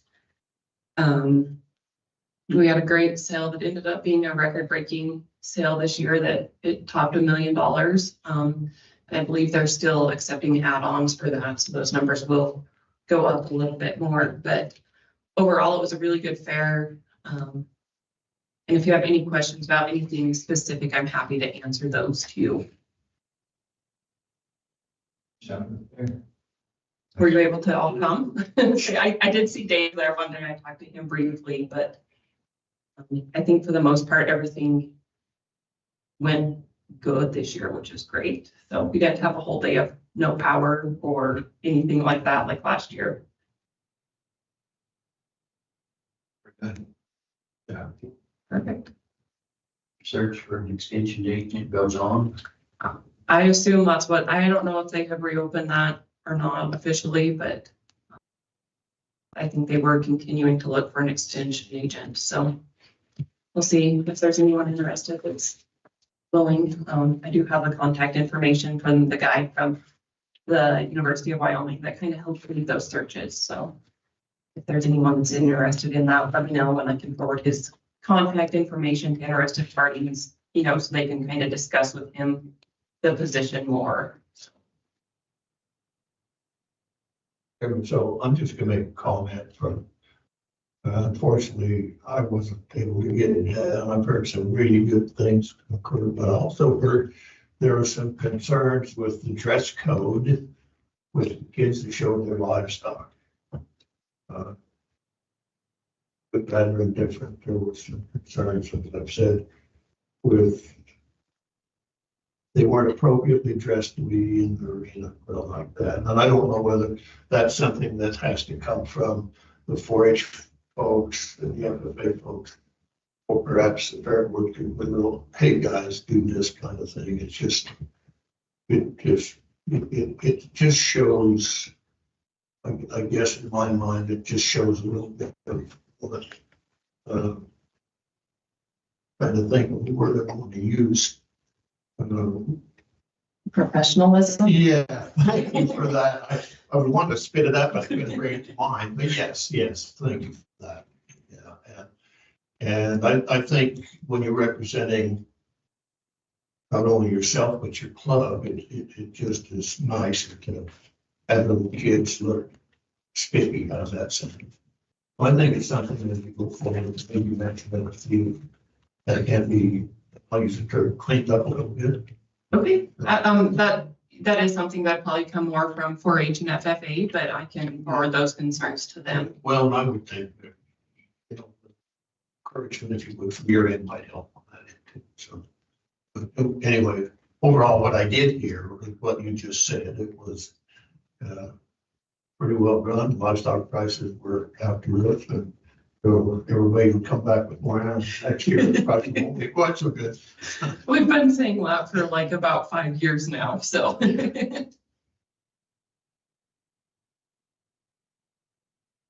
Questions? Thank you so much. Yeah, thank you for having me.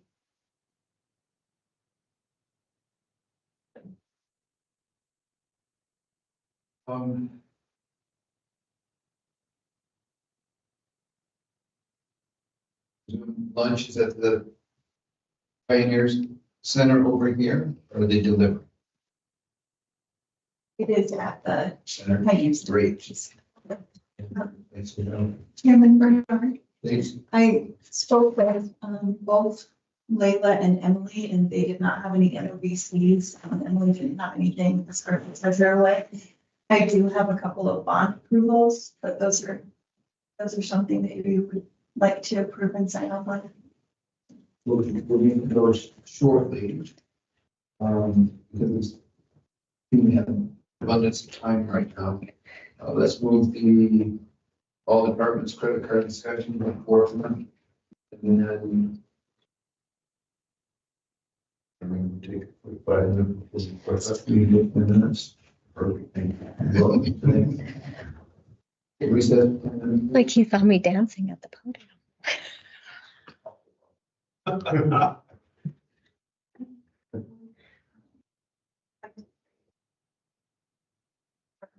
They were gonna try to fit in, and a couple of them did at 1:15. Oh, I don't know if I can get a hold of them with such short notice. I know Doug wants to get out of here as soon as possible for Mary Ann's funeral. And we can delay it, drop down to the old business and the monthly report.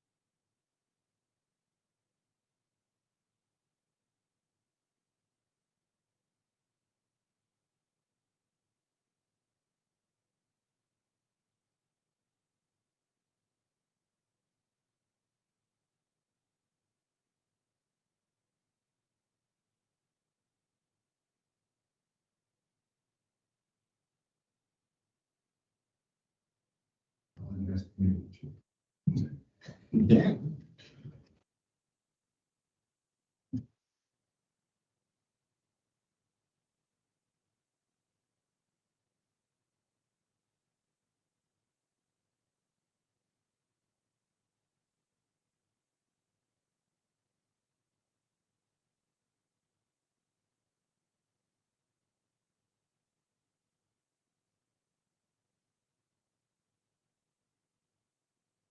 Here, we'll be back in the session.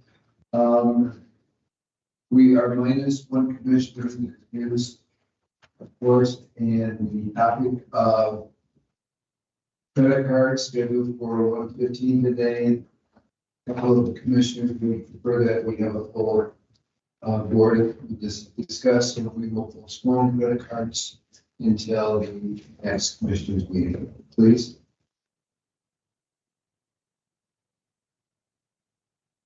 With that being said, we have the monthly reports. Did you have some items that need to be sent out on that? Chairman Bernard, Commissioners, I have 3 bonds that need signed off on. One for Scherbel, one for Megan Monty, and one for Stacy McCann. I'm going to approve 3 bonds, one for Charlottesville and the next one on E. Sorry. Motion second on the bonds, all in favor? Aye. Aye. Opposed? Motion passed.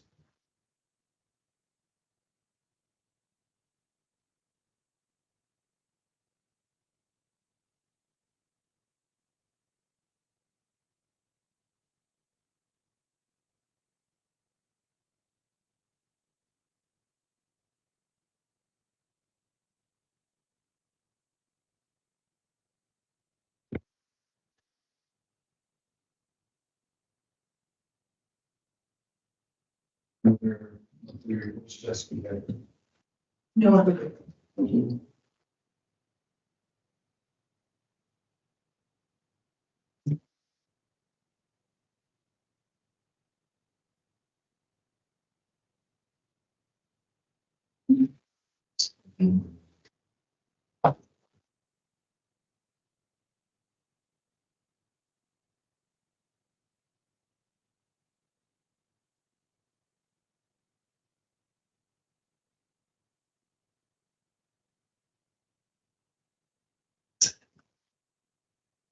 Yes. Okay, we can move on to old business.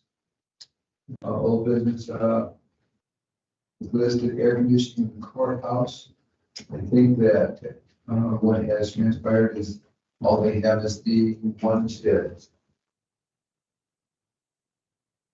Which is. I don't believe that people are one business, but I guess it's kind of how it is. We've had it on hold for Andre and we want to move forward with this. I'm ready to move forward with it. Yeah, but for me, that's it. We did. English director.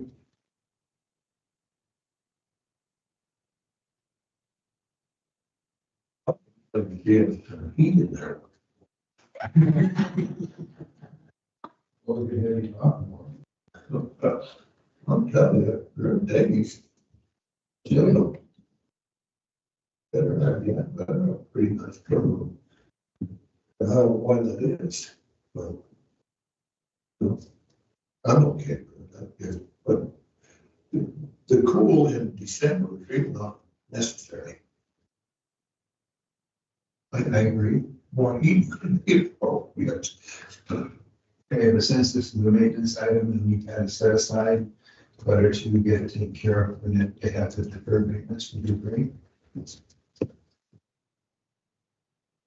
Are you saying not? Yes, no, I'm saying yes. So we can go ahead and borrow. This was just a stipulation will obtain secondary posters. And so I believe that the salary moved.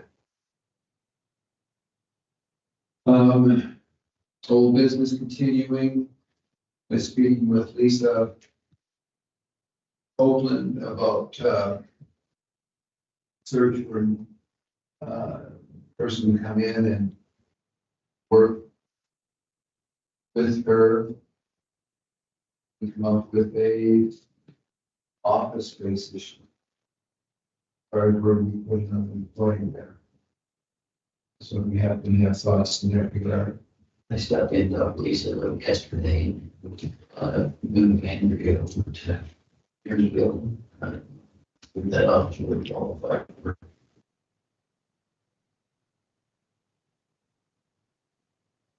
And I think it was the second sort, and therefore didn't qualify for VA anyway. And that was the items that I spoke with Lisa is nice for her to have the assistant close to her, so that we work in conjunction with each other. I spoke with Andrea in regards to payroll possibilities where to put her or repositioning or even move Lisa to a different location. And we have the option of moving HR over to the visitor center that opens if we already own it. It's not even cost us anything. And what we see that hybrid option. I don't see any reason why we couldn't do payroll across the street. It's not that far. You have any thoughts on that?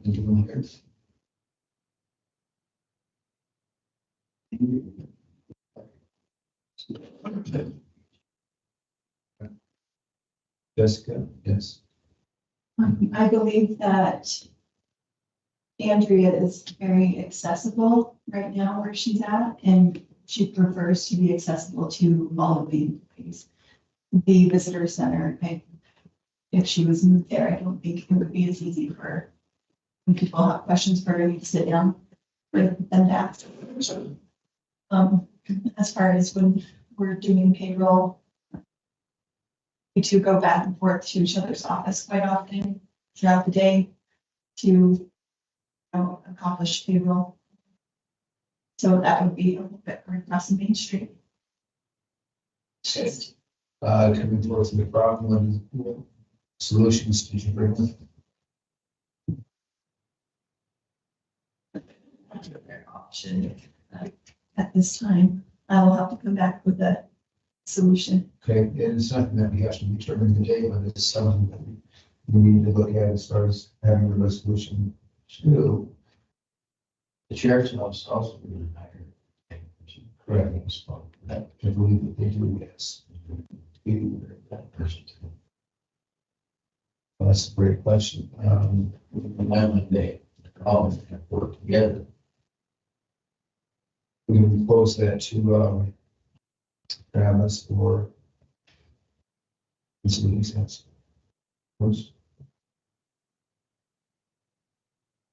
Yeah, I kind of like the idea of HR staying at the courthouse and seeing what we can find for IT. But I don't have any solutions. Right, I agree with that. I think accessibility with HR is pretty important to have. So it's an issue that we need to be aware of and come up with ways to resolve. I think that we collectively agreed that having another IT person would be very beneficial for the county. So in essence, we created a problem. So how do we fix it? Let us know if I know just it. We'll do that. IT. Talking about this room in the back. Yeah. Okay, we still have, we talked about bylaws. I think that eventually people have expressed an interest in going that way. I think, or at least exploring it further. Clayton had shared us the one that he had put together for planning and zoning a while ago. I don't know if anyone's had the opportunity to review that at all. One of my concerns with that format, and I recognize that everything can be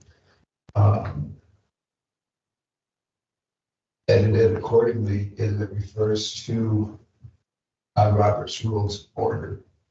And when we get into something like Robert's Rules of Order, that's there's a rabbit hole that how far do we want to go down that rabbit hole? And we can follow Robert's Rules of Order, but it's going to change the makeup of the board, how things are done and considered.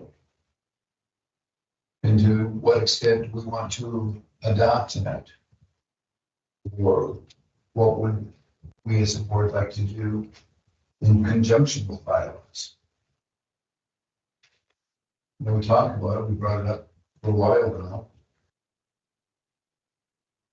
And yes, it probably needed. I'm not debating that at all, but how would anyone like to move forward in that regard?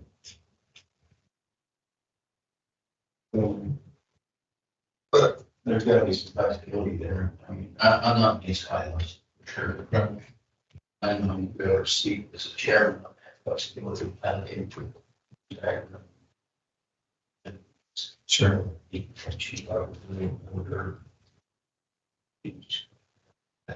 You know, I think we, as a society, have a tendency to overstructure ourselves. But I kind of like the podgy attitude that we've had with this commission, quite frankly.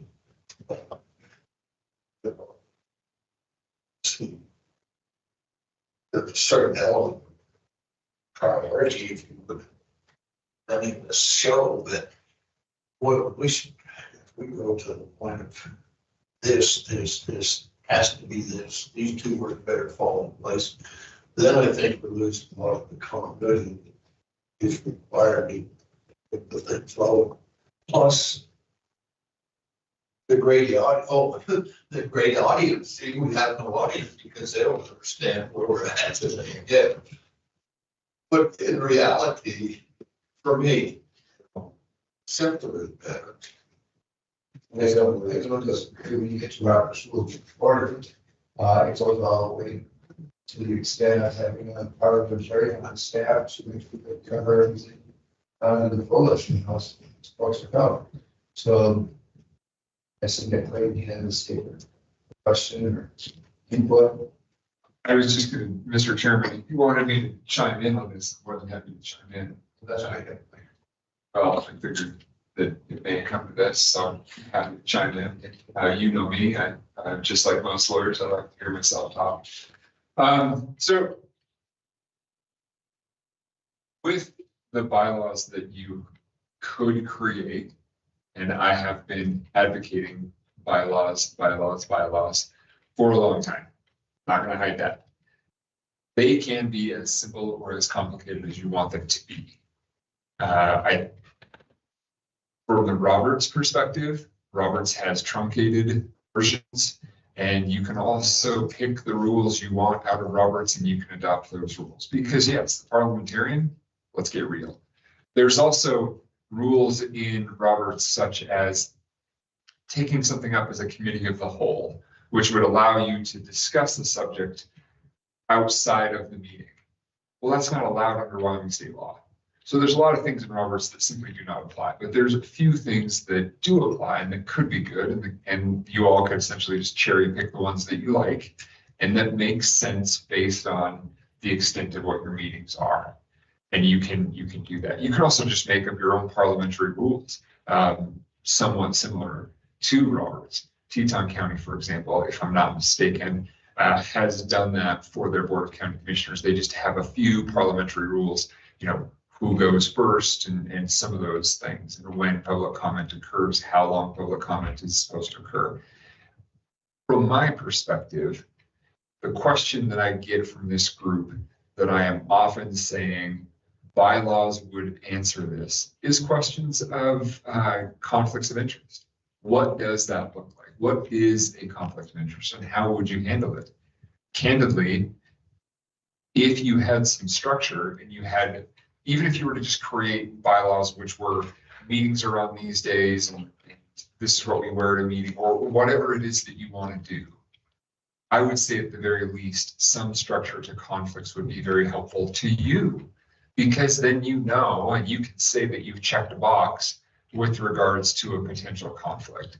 And then no one can come through and say, Mac, because he does anything and everything business-wise, is in conflict with every decision that happens. Because he's checked a box and he's gone through that process.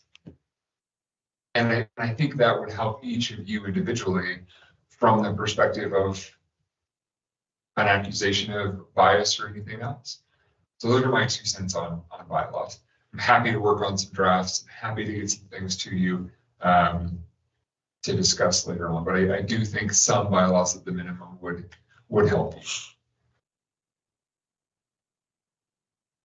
To agree, I can understand what you're saying. And I'm just going to speak for myself. Because there have been times,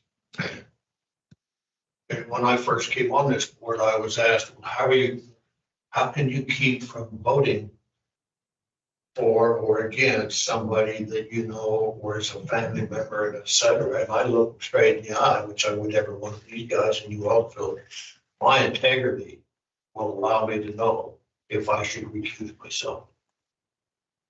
I don't need a bylaw to tell me that.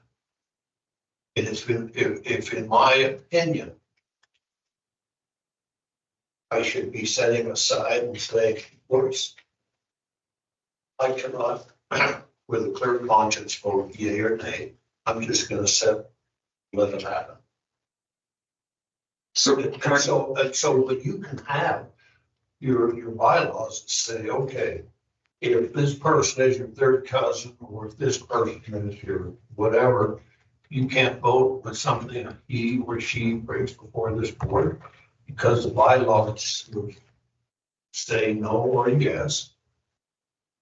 And then so you live on the bylaw in that instance, knowing full well it had absolutely no impact, but somebody out there where they are said, well, there's a conflict. He shouldn't or she shouldn't even be involved in this discussion.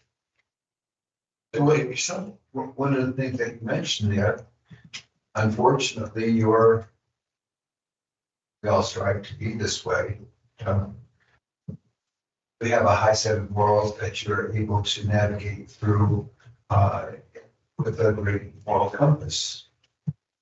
In a lot of instances, there are some board meetings I've been to, not necessarily Sublette, but I've been to a number of board meetings. There are people that do not remove themselves because they see it as an opportunity for individuals to benefit from how they vote. And that's what we're looking at is you're a prime illustration. You can say, yes, I will because of this, or no, I won't because of this. But I might say, well, I've known Clayton for years, and I know that his intentions are good, even though it goes against what everyone else is thinking. I trust him. You know, I'm going down this guided path in my selection of the wrong outcome, if that makes sense. So it's you still have the latitude to say yes or no. Does that make sense? Well, that does make sense. But here's what I'm going to tell you. In a small community, I don't care unless you've not lived here more than 2 days. Every decision that we make as this board, somebody out there that we know is going to be impacted negatively or positively can't be helped. So if we were to make a decision or not make a decision based upon somebody we know, we would make a decision 90% of the time because we know that person. Well, I better not. they bring an issue before the commission, say that, I've known him 5 years, 27 days.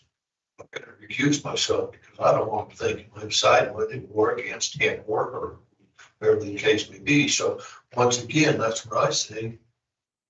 Regardless of what you got for bylaw, not again, don't get there. Bylaws would be fine if you want to structure something that's reasonable around them, I'm for that.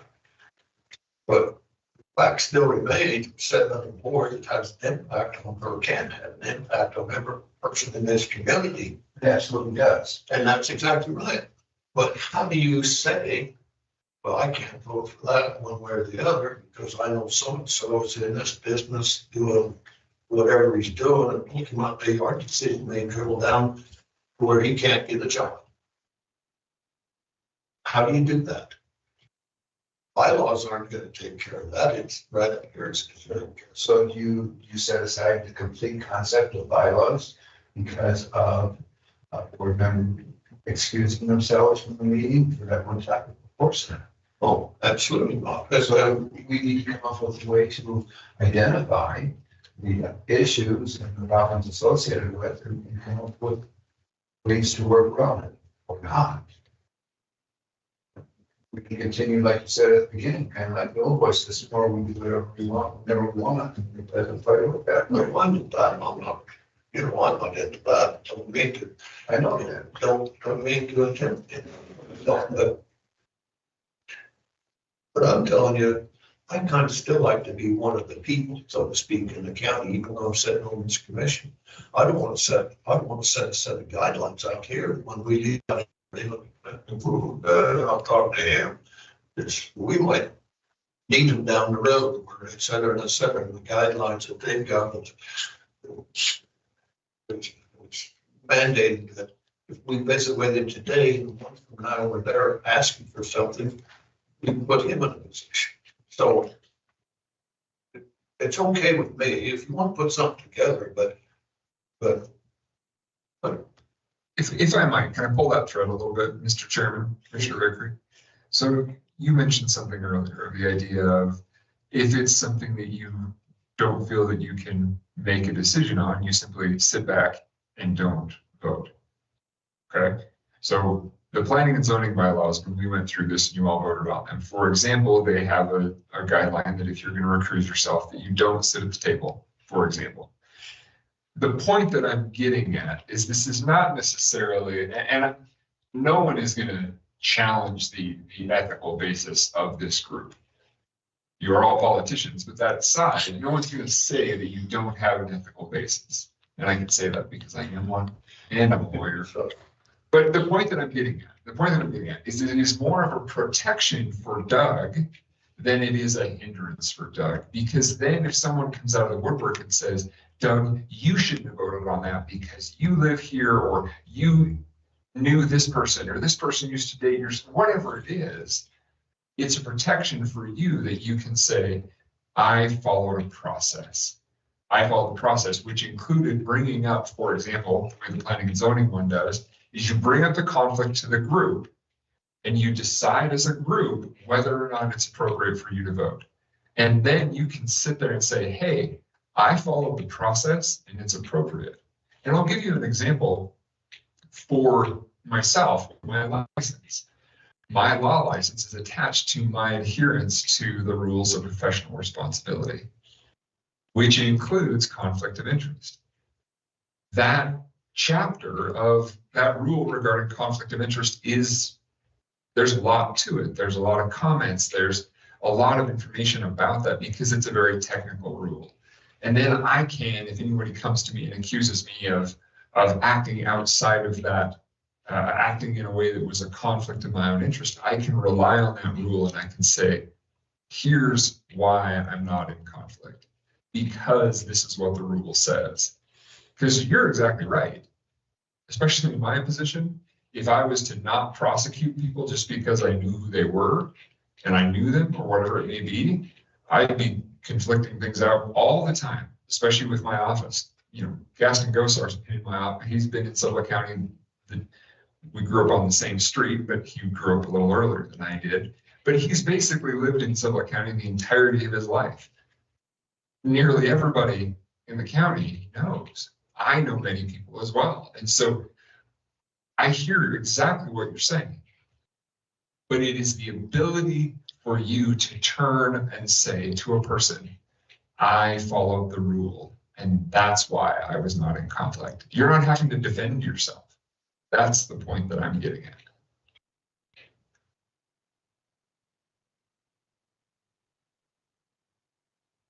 I'm okay with you putting something together if you'd like to look at it, but I'm gonna tell you, I have to look at it from my perspective. Well, of course, Pretty damn people. Okay, Sam should, and Matt should, all of us should.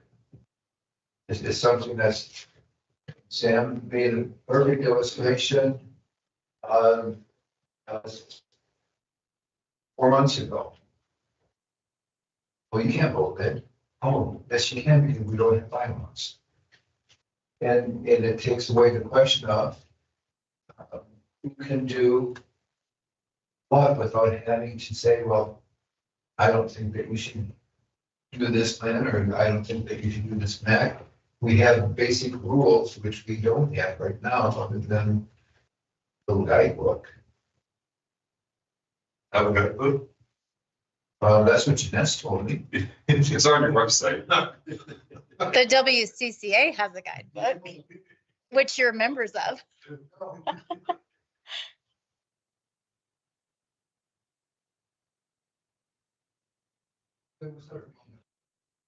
All the same.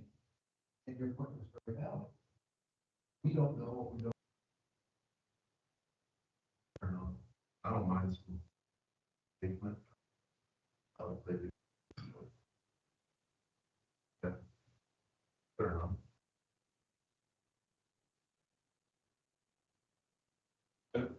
I'm bringing it up because it's we're talking wrong infringement of it for first and second on the board. I brought it up a couple of times. Yeah, this think that we're in agreement, at least let's start kicking that rock a little closer to us. Sounds good. Yeah. And then we form the committee, we'll put Doug on the committee. Credit card company, credit card committee and the bylaws. And to take this one step further, every one of us is being attacked by a group out here that thinks we're, I don't want to say this, trying to undermine the integrity of the county. And so how do we refute that? We can't, because our hands are tied. So you're making my point. Our bylaws gonna take care of that. You are making my point. Yeah, I probably am, because I am just mad as hell over what's going on and we haven't any recourse. Okay, So let's follow this path and see where it takes us. Maybe that'll help. Low blood pressure and build blood pressure, big things for that. there's some days you should double up there. I'm afraid to. I like to, believe me. Okay, so we'll set that aside and if you kind enough to let that of course. Yep. Thank you. Last item for old business, unless I say last on the list that I made, is the Pinedale Roundup of some nature has raised its hand in the past week. Last meeting, we opted to go with Rocket Miner. Unsure what the future would be. Pinedale Roundup is publishing, but at this point in time, I don't see it sold, and something could happen in that regard. It may be out of business again or not. So do we continue? How would you like to continue this? My preference is we support our local paper any way we can. Get back to advertising with Okay. our local paper. And then I had an individual call beginning of the week saying he'd like to start a paper in competition with Roundup. But I think that the conversation that we had 2 weeks ago is they'd have to be in business for 52 weeks before we would consider that option. Is that correct? So the question It's an interesting question, Mr. Chairman. It's not the in business, but it's the publishing of 52 consecutive or qualification as a paper. So for discussion's sake, and this is what happened with the Penny Saver lawsuit in 2011, 12, one of those two. And that was one of the issues, that they didn't qualify as a newspaper because they had not been published for 52 consecutive weeks. There was like a couple weeks now they didn't publish.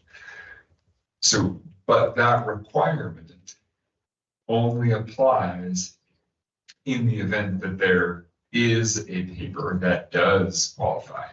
So here in this circumstance, in the previous 52 weeks, the Pinedale Roundup has been published 51 times because it did not publish the day that 2 weeks, 3 weeks, whatever that week was, it didn't publish. So essentially, if there was a paper that started tomorrow, you have 2 newspapers, and then you look at your size and all these other things, but you have 2 newspapers that neither of them qualify for the 52.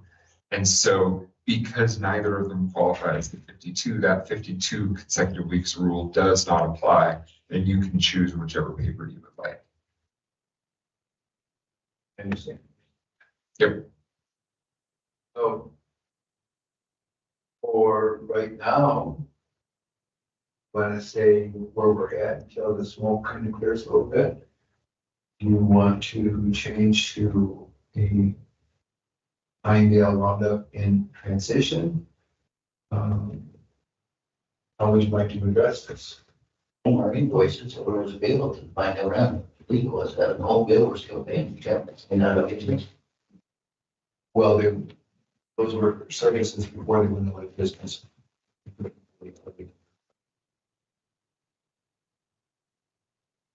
I think the short version of Pinedale Roundup last week did have some legals in it, did it not? I didn't see it. It did have legals in it. Uh-huh. And I don't know, it's a catch-22, you know, what if the startup goes fizzle end again? You know, I certainly want to support the local endeavor if that's not possible, but having said that, I'd be okay with waiting a couple of weeks to see where everything can hash out. So that we don't have to start this transition all over again. Even though, you know, my argument last time, but I never noticed you did, but I thought you would. So I think right now we've made that decision. I think we stay with it. This is my perspective. I agree with that. And seeing if the Pinedale Roundup looks like it's gonna get going again, and according again, we could still jump from one boat to the other. Then I say we come back here, but I think we also need to be competitive in the price for like you heard it. I agree with everything that you said. I'm comfortable staying with where we're at until we have a viable option in place. Would that work for your commission, rather? Yeah, that's fine. Commissioner Roy? Yeah, that's fine with you. Okay, so we'll hold off on that. Does anyone else have any old business to address? Should we invite the table in a couple weeks with some pricing options? Absolutely. Find out where they're at in the process and the ramifications of it. Absolutely. I agree with you. Doing business locally is.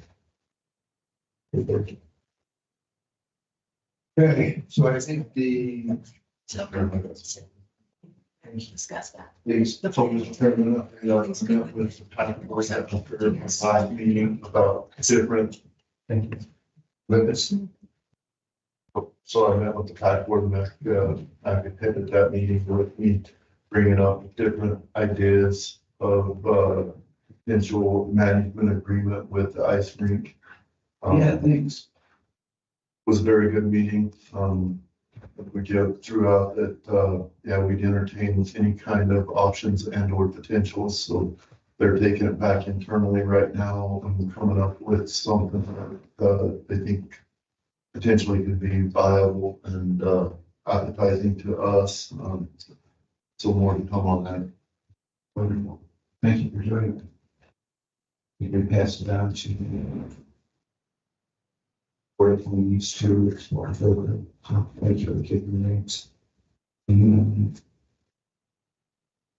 other old business? I guess I've got one thing to bring up. I sat in on the interviews for the extension agent. This time, I don't think they had candidates that are going to come forward as winners. Okay. And after the meeting, I got calls from one individual that said, we're never going to find a candidate because the housing is a problem. That's a factual statement, isn't it? If they don't live here, Yeah, coming in, I said that's a problem with a lot of the departments, but I'll bring it up that it's a boundary fight. Birds and bees.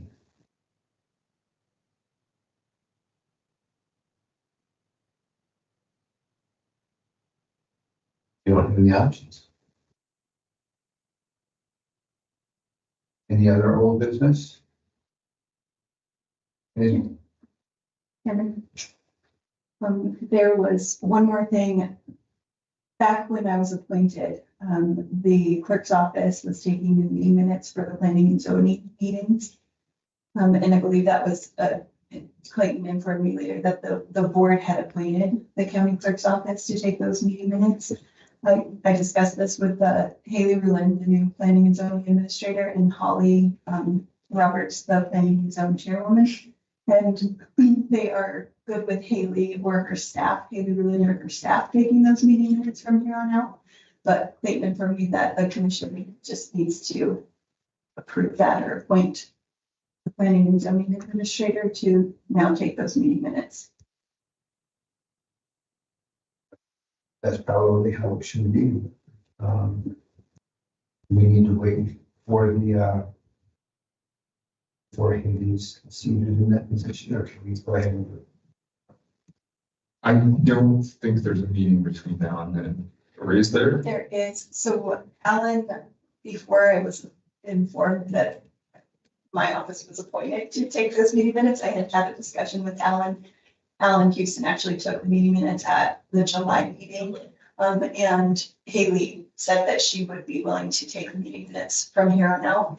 That is, they have a meeting, I think, on Thursday on the 21st, so. So if she's gonna be at that meeting, but yeah, you are the board.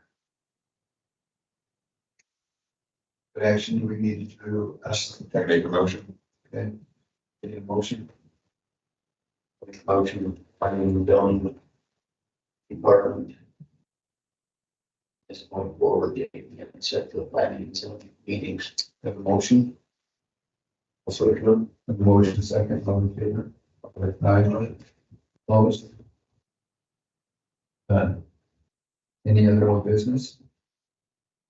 Okay, 11:30, the senior center over here starts serving salad, I believe. And then followed by lunch. Is it not very much for us? We probably should go back over there if you want to do that. Community victory, we have funeral at 3:00. But I think we got lunch is Stewart with the TLF. Update on some parcels of property. Like Kath, maybe I don't recall. But there won't be any items taken at the meeting. Sounds good to me. Okay.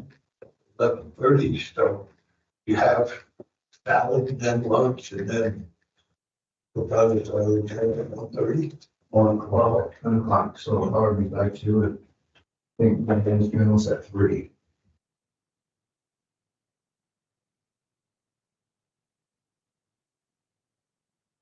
So then you would excuse me. Right. Yeah. That's where it was. Hey, okay, we'll break for lunch, be back at 1 o'clock.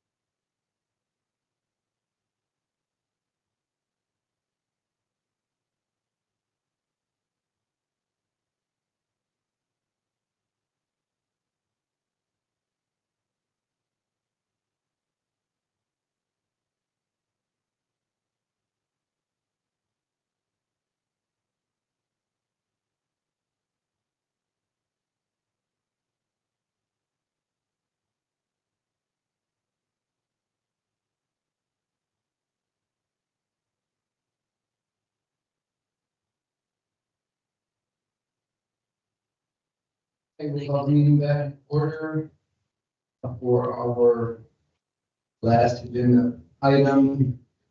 Stewart, Cogswell, on the BLM. Thanks for coming over.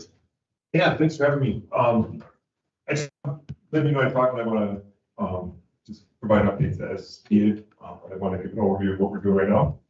I think the commission for having me today. My name is Stewart Cogswell. I've been here about a year now, just over a year.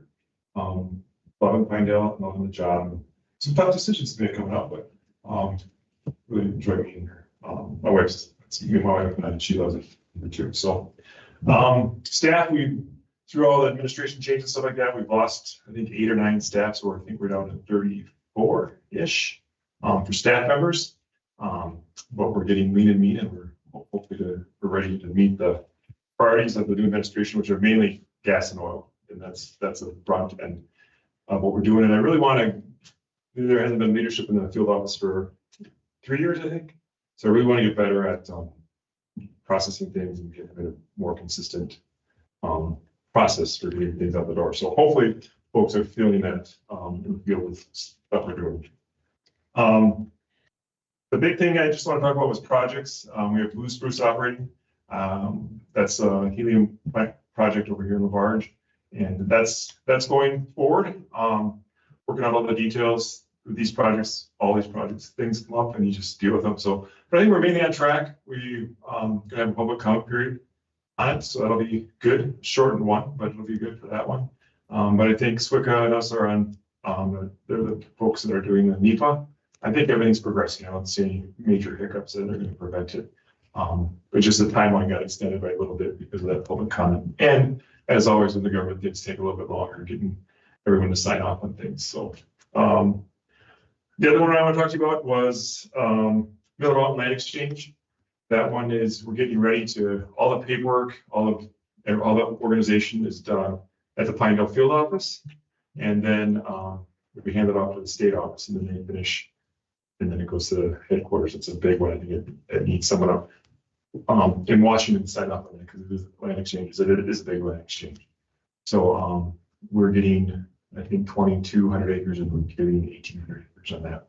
So, but that one's moving along. I don't have a set time frame of when that's going to when it will be concluded, but because it's going to state office and it's going to headquarters. So we will see how that is, and I can always entertain questions or if you need updates on the Miller Mountain Land Exchange. The cemetery, RP&P, that's Recreation and Public Purpose Act. It's with BLM folks within the BLM land. People can ask for land for different community projects and stuff, or public purpose and recreation. So this one has been going on for a while now, and we are getting. We had our project manager.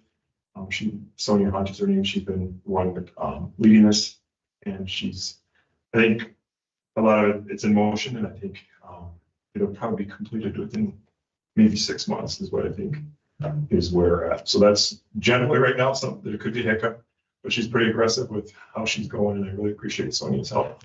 But that's moving, that's picking up steam. So it's a notice of early action. That is the thing that takes the longest, and that goes to headquarters, and it's going to be, hopefully you can get it done. It doesn't languish any longer. So that's the cemetery.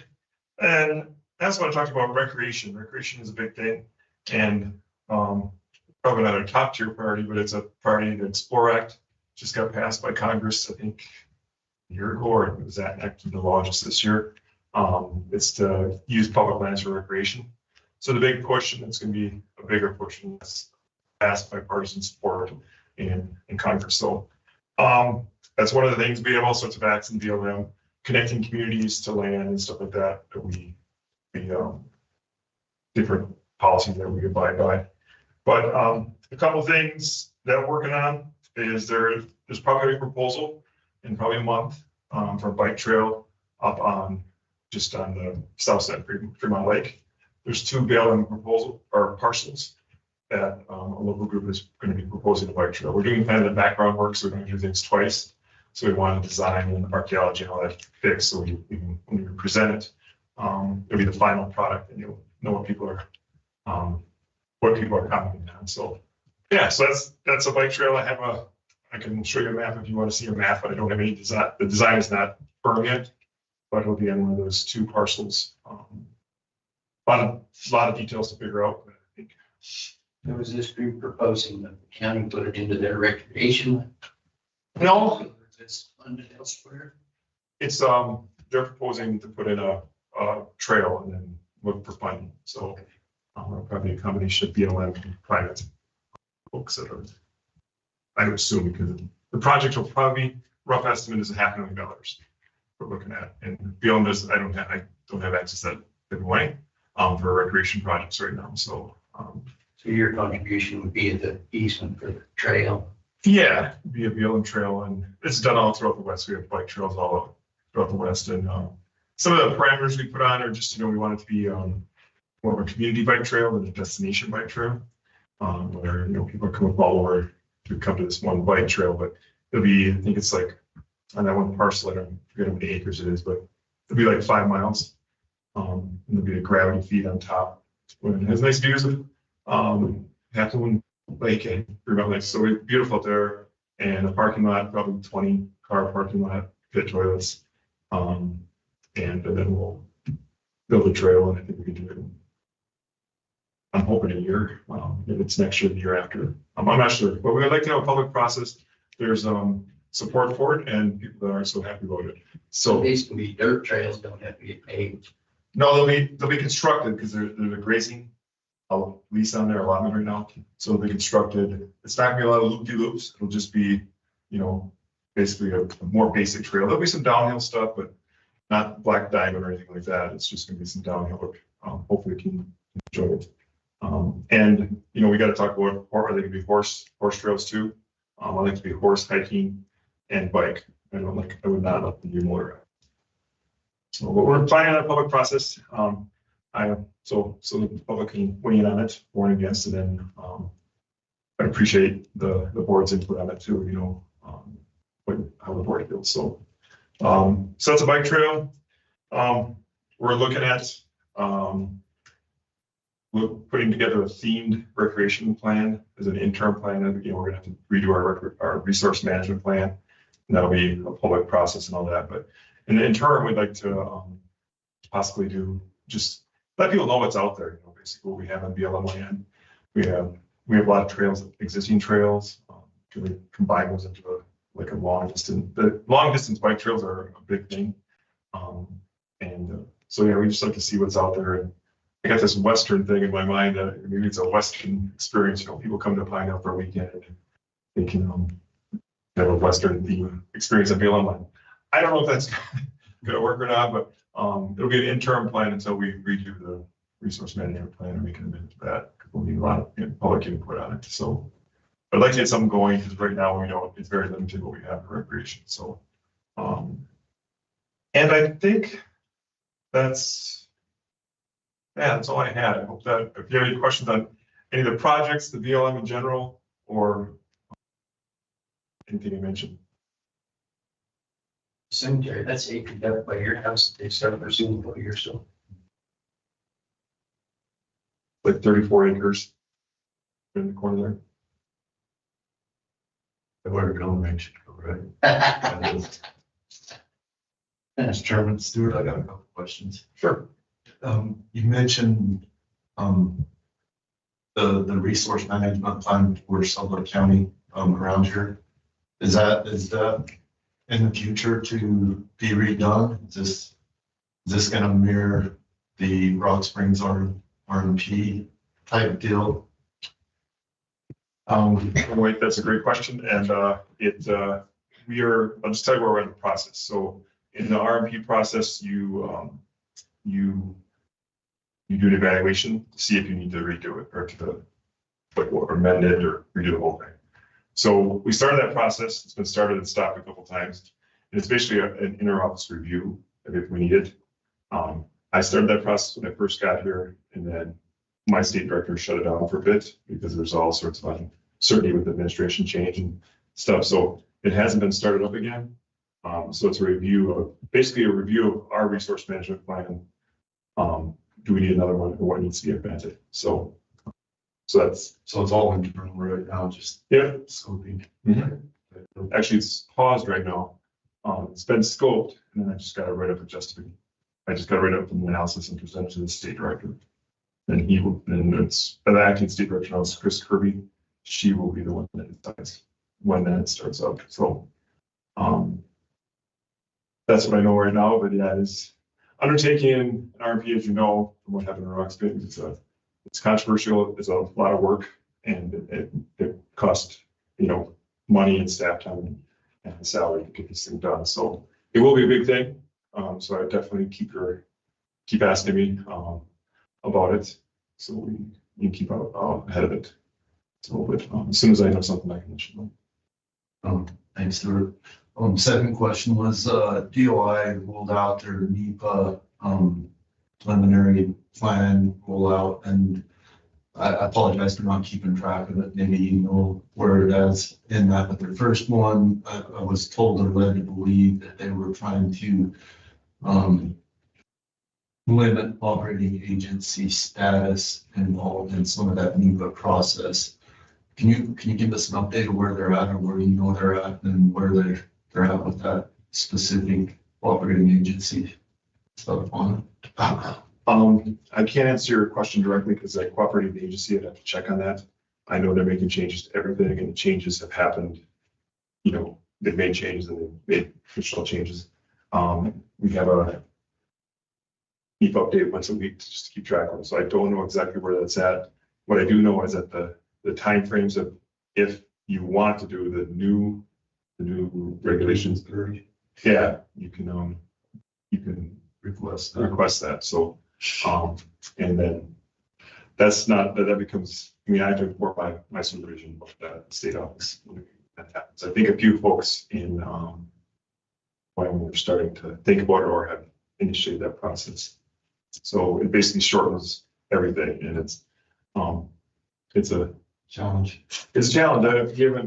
We haven't had one yet, but it could be a real challenge. So, but I can get back with you on that with the operating agencies. I'll definitely get back. I'd appreciate that. Okay. And then is the Blue Spruce, it's still an EA, right? Yes. It didn't move to the EIS. Not at this point, no. We're still plugging along with the EA. So it's the time frame has been extended a little bit. Swick has some very tight time frames and to get this thing moving. And again, the administration wants us to get moving on those. We do the best we can with the staff and stuff, but it has been things are moving along great. We extended a little bit with the public comment period. I requested a public comment period just for our local projects that we were talking about. I think it's important to have some sort of local input. So we'll see. I make it over. I can get overruled on that if someone if the proponent asks not to have it. So, but I asked for a 15-day public comment period on this, please. Thank you, Stewart. Thanks for coming today, man. Appreciate it. And I'm sure the rest of the commissioners will agree, but if you ever need us to come to one of your guys' events, reach out to us and we'd be happy to join. So, Chair, thank you. Thank you very much. Good to see you. Yeah.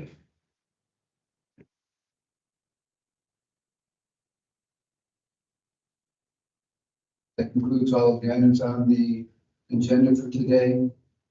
Is there any public comment from those online? Doesn't look like it.